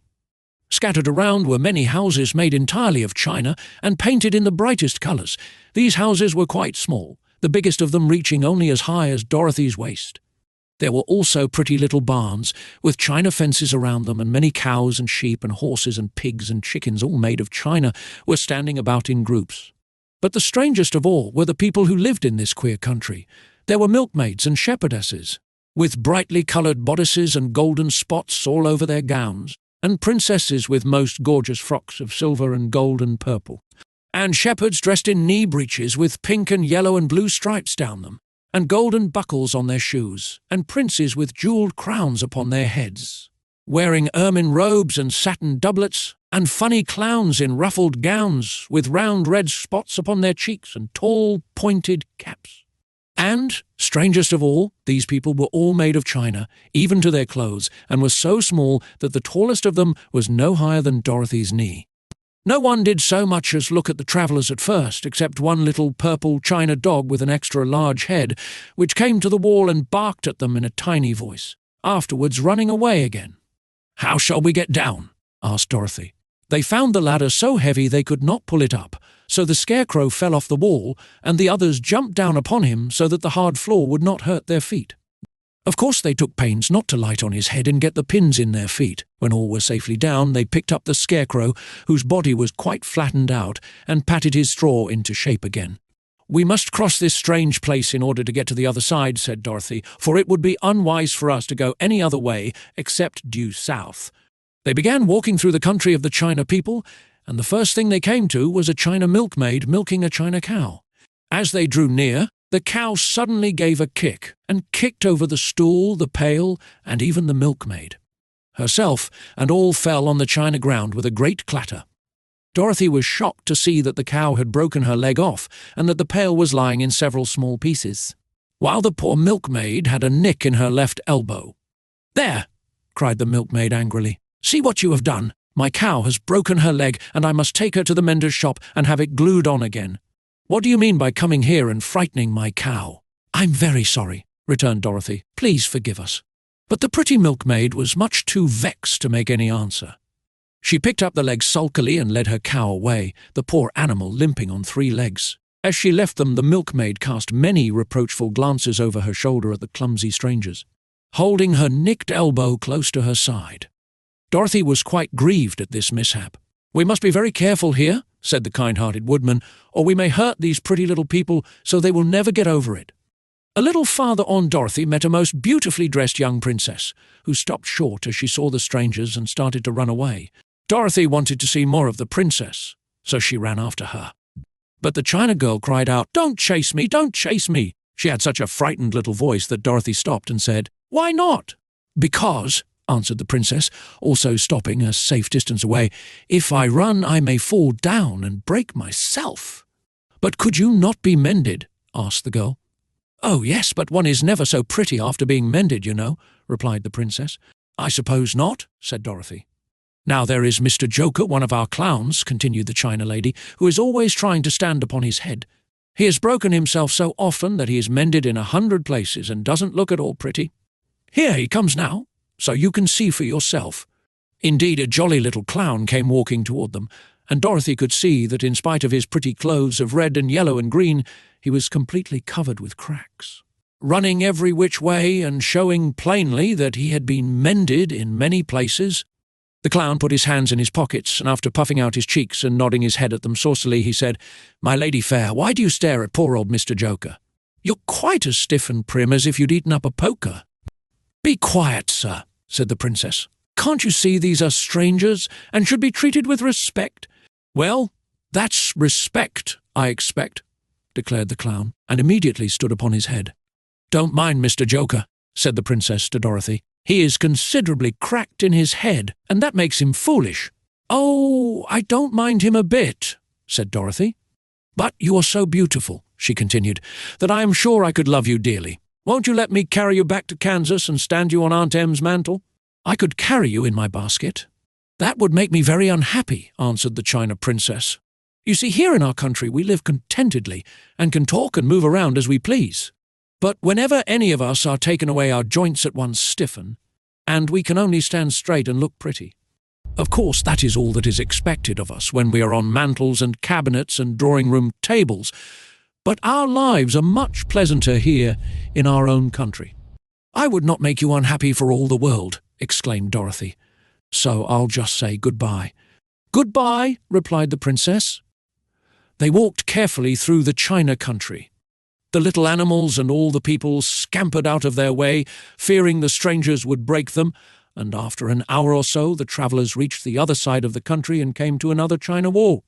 It was not so high as the first, however, and by standing upon the lion's back, they all managed to scramble to the top. Then the lion gathered his legs under him and jumped on the wall, but just as he jumped, he upset a china church with his tail and smashed it all to pieces. That was too bad, said Dorothy. But really, I think we were lucky in not doing these little people more harm than breaking a cow's leg in a church. They are all so brittle. They are indeed, said the Scarecrow, and I am thankful I am made of straw and cannot be easily damaged. There are worse things in the world than being a scarecrow. Chapter 21. The lion becomes the king of beasts. After climbing down from the China wall, the travellers found themselves in a disagreeable country full of bogs and marshes and covered with tall, rank grass. It was difficult to walk without falling into muddy holes, for the grass was so thick that it hid them from sight. However, by carefully picking their way, they got safely along until they reached solid ground. But here the country seemed wilder than ever, and after a long and tiresome walk through the underbrush they entered another forest, where the trees were bigger and older than any they had ever seen. "This forest is perfectly delightful," declared the lion, looking around him with joy. "Never have I seen a more beautiful place." "It seems gloomy," said the Scarecrow. "Not a bit of it," answered the lion. "I should like to live here all my life. See how soft the dried leaves are under your feet, and how rich and green the moss is that clings to these old trees. Surely no wild beast could wish a pleasanter home." "Perhaps there are wild beasts in the forest now," said Dorothy. "I suppose there are," returned the lion, "but I do not see any of them about." They walked through the forest until it became too dark to go any farther. Dorothy and Toto and the lion lay down to sleep, while the Woodman and the Scarecrow kept watch over them as usual. When morning came, they started again. Before they had gone far, they heard a low rumble, as of the growling of many wild animals. Toto whimpered a little, but none of the others was frightened, and they kept along the well-trodden path until they came to an opening in the wood, in which were gathered hundreds of beasts of every variety. There were tigers and elephants and bears and wolves and foxes and all the others in the natural history, and for a moment Dorothy was afraid. But the lion explained that the animals were holding a meeting, and he judged by their snarling and growling that they were in great trouble. As he spoke, several of the beasts caught sight of him, and at once the great assemblage hushed as if by magic. The biggest of the tigers came up to the lion and bowed, saying, "Welcome, O King of Beasts! You have come in good time to fight our enemy and bring peace to all the animals of the forest once more." "What is your trouble?" asked the lion quietly. "We are all threatened," answered the tiger, "by a fierce enemy which has lately come into this forest. It is a most tremendous monster, like a great spider, with a body as big as an elephant and legs as long as a tree trunk. It has 8 of these long legs, and as the monster crawls through the forest, he seizes an animal with a leg and drags it to his mouth, where he eats it as a spider does a fly. Not one of us is safe while this fierce creature is alive, and we had called a meeting to decide how to take care of ourselves when you came among us." The lion thought for a moment. "Are there any other lions in this forest?" he asked. "No, there were some, but the monster has eaten them all. And besides, they were none of them nearly so large and brave as you. If I put an end to your enemy, will you bow down to me and obey me as king of the forest?" inquired the lion. "We will do that gladly," returned the tiger, and all the other beasts roared with a mighty roar, "We will!" "Where is this great spider of yours now?" asked the lion. "Yonder, among the oak trees," said the tiger, pointing with his forefoot. "Take good care of these friends of mine," said the lion, "and I will go at once to fight the monster." He bade his comrades goodbye and marched proudly away to do battle with the enemy. The great spider was lying asleep when the lion found him, and it looked so ugly that its foe turned up his nose in disgust. Its legs were quite as long as the tiger had said, and its body covered with coarse black hair. It had a great mouth, with a row of sharp teeth a foot long, but its head was joined to the pudgy body by a neck as slender as a wasp's waist. This gave the lion a hint of the best way to attack the creature, and as he knew it was easier to fight it asleep than awake, he gave a great spring and landed directly upon the monster's back. Then, with one blow of his heavy paw, all armed with sharp claws, he knocked the spider's head from its body. Jumping down, he watched it until the long legs stopped wiggling when he knew it was quite dead. The lion went back to the opening where the beasts of the forest were waiting for him and said proudly, "You need fear your enemy no longer." Then the beasts bowed down to the lion as their king, and he promised to come back and rule over them as soon as Dorothy was safely on her way to Kansas. Chapter 22. The Country of the Quadlings. The four travellers passed through the rest of the forest in safety, and when they came out from its gloom saw before them a steep hill, covered from top to bottom with great pieces of rock. "That will be a hard climb," said the Scarecrow, "but we must get over the hill nevertheless." So he led the way, and the others followed. They had nearly reached the first rock when they heard a rough voice cry out, "Keep back! Who are you?" asked the Scarecrow. Then a head showed itself over the rock, and the same voice said, "This hill belongs to us, and we don't allow anyone to cross it." "But we must cross it," said the Scarecrow. "We're going to the country of the Quadlings." "But you shall not," replied the voice, and there stepped from behind the rock the strangest man the travellers had ever seen. He was quite short and stout and had a big head, which was flat at the top and supported by a thick neck full of wrinkles. But he had no arms at all, and seeing this, the Scarecrow did not fear that so helpless a creature could prevent them from climbing the hill. So he said, "I'm sorry not to do as you wish, but we must pass over your hill whether you like it or not," and he walked boldly forward. As quick as lightning, the man's head shot forward, and his neck stretched out until the top of the head, where it was flat, struck the Scarecrow in the middle and sent him tumbling over and over down the hill. Almost as quickly as it came, the head went back to the body, and the man laughed harshly as he said, "It isn't as easy as you think." A chorus of boisterous laughter came from the other rocks, and Dorothy saw hundreds of the armless hammerheads upon the hillside, one behind every rock. The lion became quite angry at the laughter caused by the Scarecrow's mishap, and giving a loud roar that echoed like thunder, he dashed up the hill. Again a head shot swiftly out, and the great lion went rolling down the hill as if he had been struck by a cannonball. Dorothy ran down and helped the Scarecrow to his feet, and the lion came up to her feeling rather bruised and sore and said, "It is useless to fight people with shooting heads. No one can withstand them." "What can we do then?" she asked. "Call the winged monkeys," suggested the Tin Woodman. "You have still the right to command them once more." "Ah, very well," she answered, and putting on the golden cap she uttered the magic words. The monkeys were as prompt as ever, and in a few moments the entire band stood before her. "What are your commands?" inquired the King of the Monkeys, bowing low. "Carry us over the hill to the country of the Quadlings," answered the girl. "It shall be done," said the king, and at once the winged monkeys caught the four travellers and Toto up in their arms and flew away with them. As they passed over the hill, the hammerheads yelled with vexation and shot their heads high in the air, but they could not reach the winged monkeys, which carried Dorothy and her comrades safely over the hill and set them down in the beautiful country of the Quadlings. "This is the last time you can summon us," said the leader to Dorothy, "so goodbye and good luck to you." "Goodbye, and thank you very much," returned the girl, and the monkeys rose into the air and were out of sight in a twinkling. The country of the Quadlings seemed rich and happy. There was field upon field of ripening grain, with well-paved roads running between, and pretty rippling brooks with strong bridges across them. The fences and houses and bridges were all painted bright red, just as they had been painted yellow in the country of the Winkies and blue in the country of the Munchkins. The Quadlings themselves, who were short and fat and looked chubby and good-natured, were dressed all in red, which showed bright against the green grass and the yellowing grain. The monkeys had set them down near a farmhouse, and the four travellers walked up to it and knocked at the door. It was opened by the farmer's wife, and when Dorothy asked for something to eat, the woman gave them all a good dinner, with 3 kinds of cake and 4 kinds of cookies, and a bowl of milk for Toto. "How far is it to the castle of Glinda?" asked the child. "It is not a great way," answered the farmer's wife. "Take the road to the south, and you will soon reach it." Thanking the good woman, they started afresh, and walked by the fields and across the pretty bridges, until they saw before them a very beautiful castle. Before the gates were 3 young girls, dressed in handsome red uniforms trimmed with gold braid, and as Dorothy approached, one of them said to her, "Why have you come to the South Country?" "To see the good witch who rules here," she answered. "Will you take me to her? Let me have your name, and I will ask Glinda if she will receive you." They told who they were, and the girl soldier went into the castle. After a few moments, she came back to say that Dorothy and the others were to be admitted at once. Chapter: Glinda the Good Witch grants Dorothy's wish. Before they went to see Glinda, however, they were taken to a room of the castle, where Dorothy washed her face and combed her hair, and the lion shook the dust out of his mane, and the Scarecrow patted himself into his best shape, and the Woodman polished his tin and oiled his joints.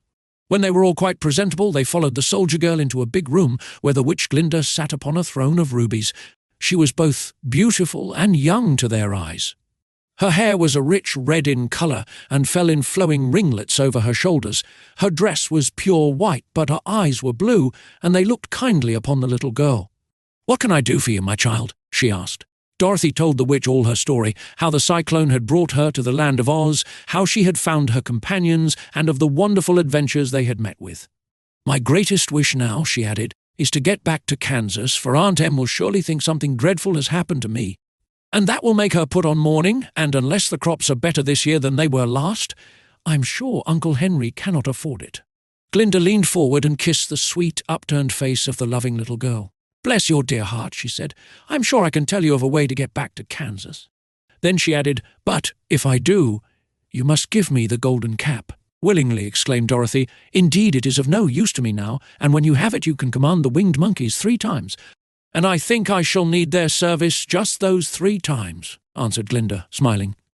Dorothy then gave her the golden cap, and the witch said to the Scarecrow, "What will you do when Dorothy has left us?"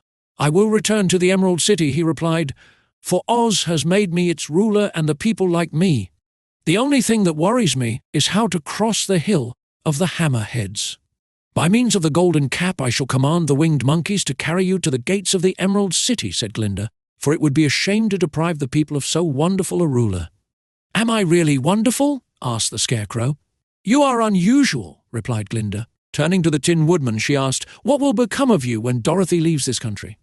He leaned on his axe and thought a moment. Then he said, "The Winkies were very kind to me and wanted me to rule over them after the Wicked Witch died. I am fond of the Winkies, and if I could get back again to the country of the West, I should like nothing better than to rule over them forever. My second command to the winged monkeys," said Glinda, "will be that they carry you safely to the land of the Winkies. Your brain may not be so large to look at as those of the Scarecrow, but you are really brighter than he is, when you are well polished, and I am sure you will rule the Winkies wisely and well." Then the witch looked at the big shaggy lion and asked, "When Dorothy has returned to her own home, what will become of you?" "Over the hill of the Hammerheads," he answered, "lies a grand old forest, and all the beasts that live there have made me their king. If I could only get back to this forest, I would pass my life very happily there. My third command to the winged monkeys," said Glinda, "shall be to carry you to your forest. Then, having used up the powers of the golden cap, I shall give it to the king of the monkeys, that he and his band may thereafter be free forevermore." The Scarecrow and the Tin Woodman and the Lion now thanked the good witch earnestly for her kindness, and Dorothy exclaimed, "You are certainly as good as you are beautiful. But you have not yet told me how to get back to Kansas."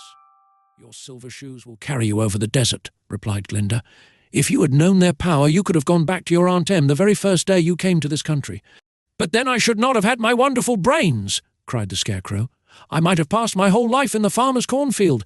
"And I should not have had my lovely heart," said the Tin Woodman. "I might have stood and rusted in the forest till the end of the world." "And I should have lived a coward forever," declared the Lion, "and no beast in all the forest would have had a good word to say to me." "This is all true," said Dorothy, "and I am glad I was of use to these good friends. But now that each of them has had what he most desired, and each is happy in having a kingdom to rule besides, I think I should like to go back to Kansas." "The silver shoes," said the good witch, "have wonderful powers, and one of the most curious things about them is that they can carry you to any place in the world in 3 steps, and each step will be made in the wink of an eye. All you have to do is to knock the heels together 3 times and command the shoes to carry you wherever you wish to go." "If that is so," said the child joyfully, "I will ask them to carry me back to Kansas at once." She threw her arms around the lion's neck and kissed him, patting his big head tenderly. Then she kissed the Tin Woodman, who was weeping in a way most dangerous to his joints, but she hugged the soft stuffed body of the Scarecrow in her arms instead of kissing his painted face, and found she was crying herself at this sorrowful parting from her loving comrades. Glinda the Good stepped down from her ruby throne to give the little girl a goodbye kiss, and Dorothy thanked her for all the kindness she had shown to her friends and herself. Dorothy now took Toto up solemnly in her arms, and having said one last goodbye, she clapped the heels of her shoes together 3 times, saying, "Take me home to Auntum." Instantly she was whirling through the air, so swiftly that all she could see or feel was the wind whistling past her ears. The silver shoes took but 3 steps, and then she stopped so suddenly that she rolled over upon the grass several times before she knew where she was. At length, however, she sat up and looked about her. "Good gracious!" she cried, for she was sitting on the broad Kansas prairie, and just before her was the new farmhouse Uncle Henry built after the cyclone had carried away the old one. Uncle Henry was milking the cows in the barnyard, and Toto had jumped out of her arms and was running toward the barn, barking furiously. Dorothy stood up and found she was in her stocking feet, for the silver shoes had fallen off in her flight through the air and were lost forever in the desert. Chapter 24. Home Again. Aunt Em had just come out of the house to water the cabbages when she looked up and saw Dorothy running toward her. "My darling child!" she cried, folding the little girl in her arms and covering her face with kisses. "Where in the world did you come from?" "From the land of Oz," said Dorothy gravely. "And here is Toto too. And oh, Aunt Em, I'm so glad to be at home again."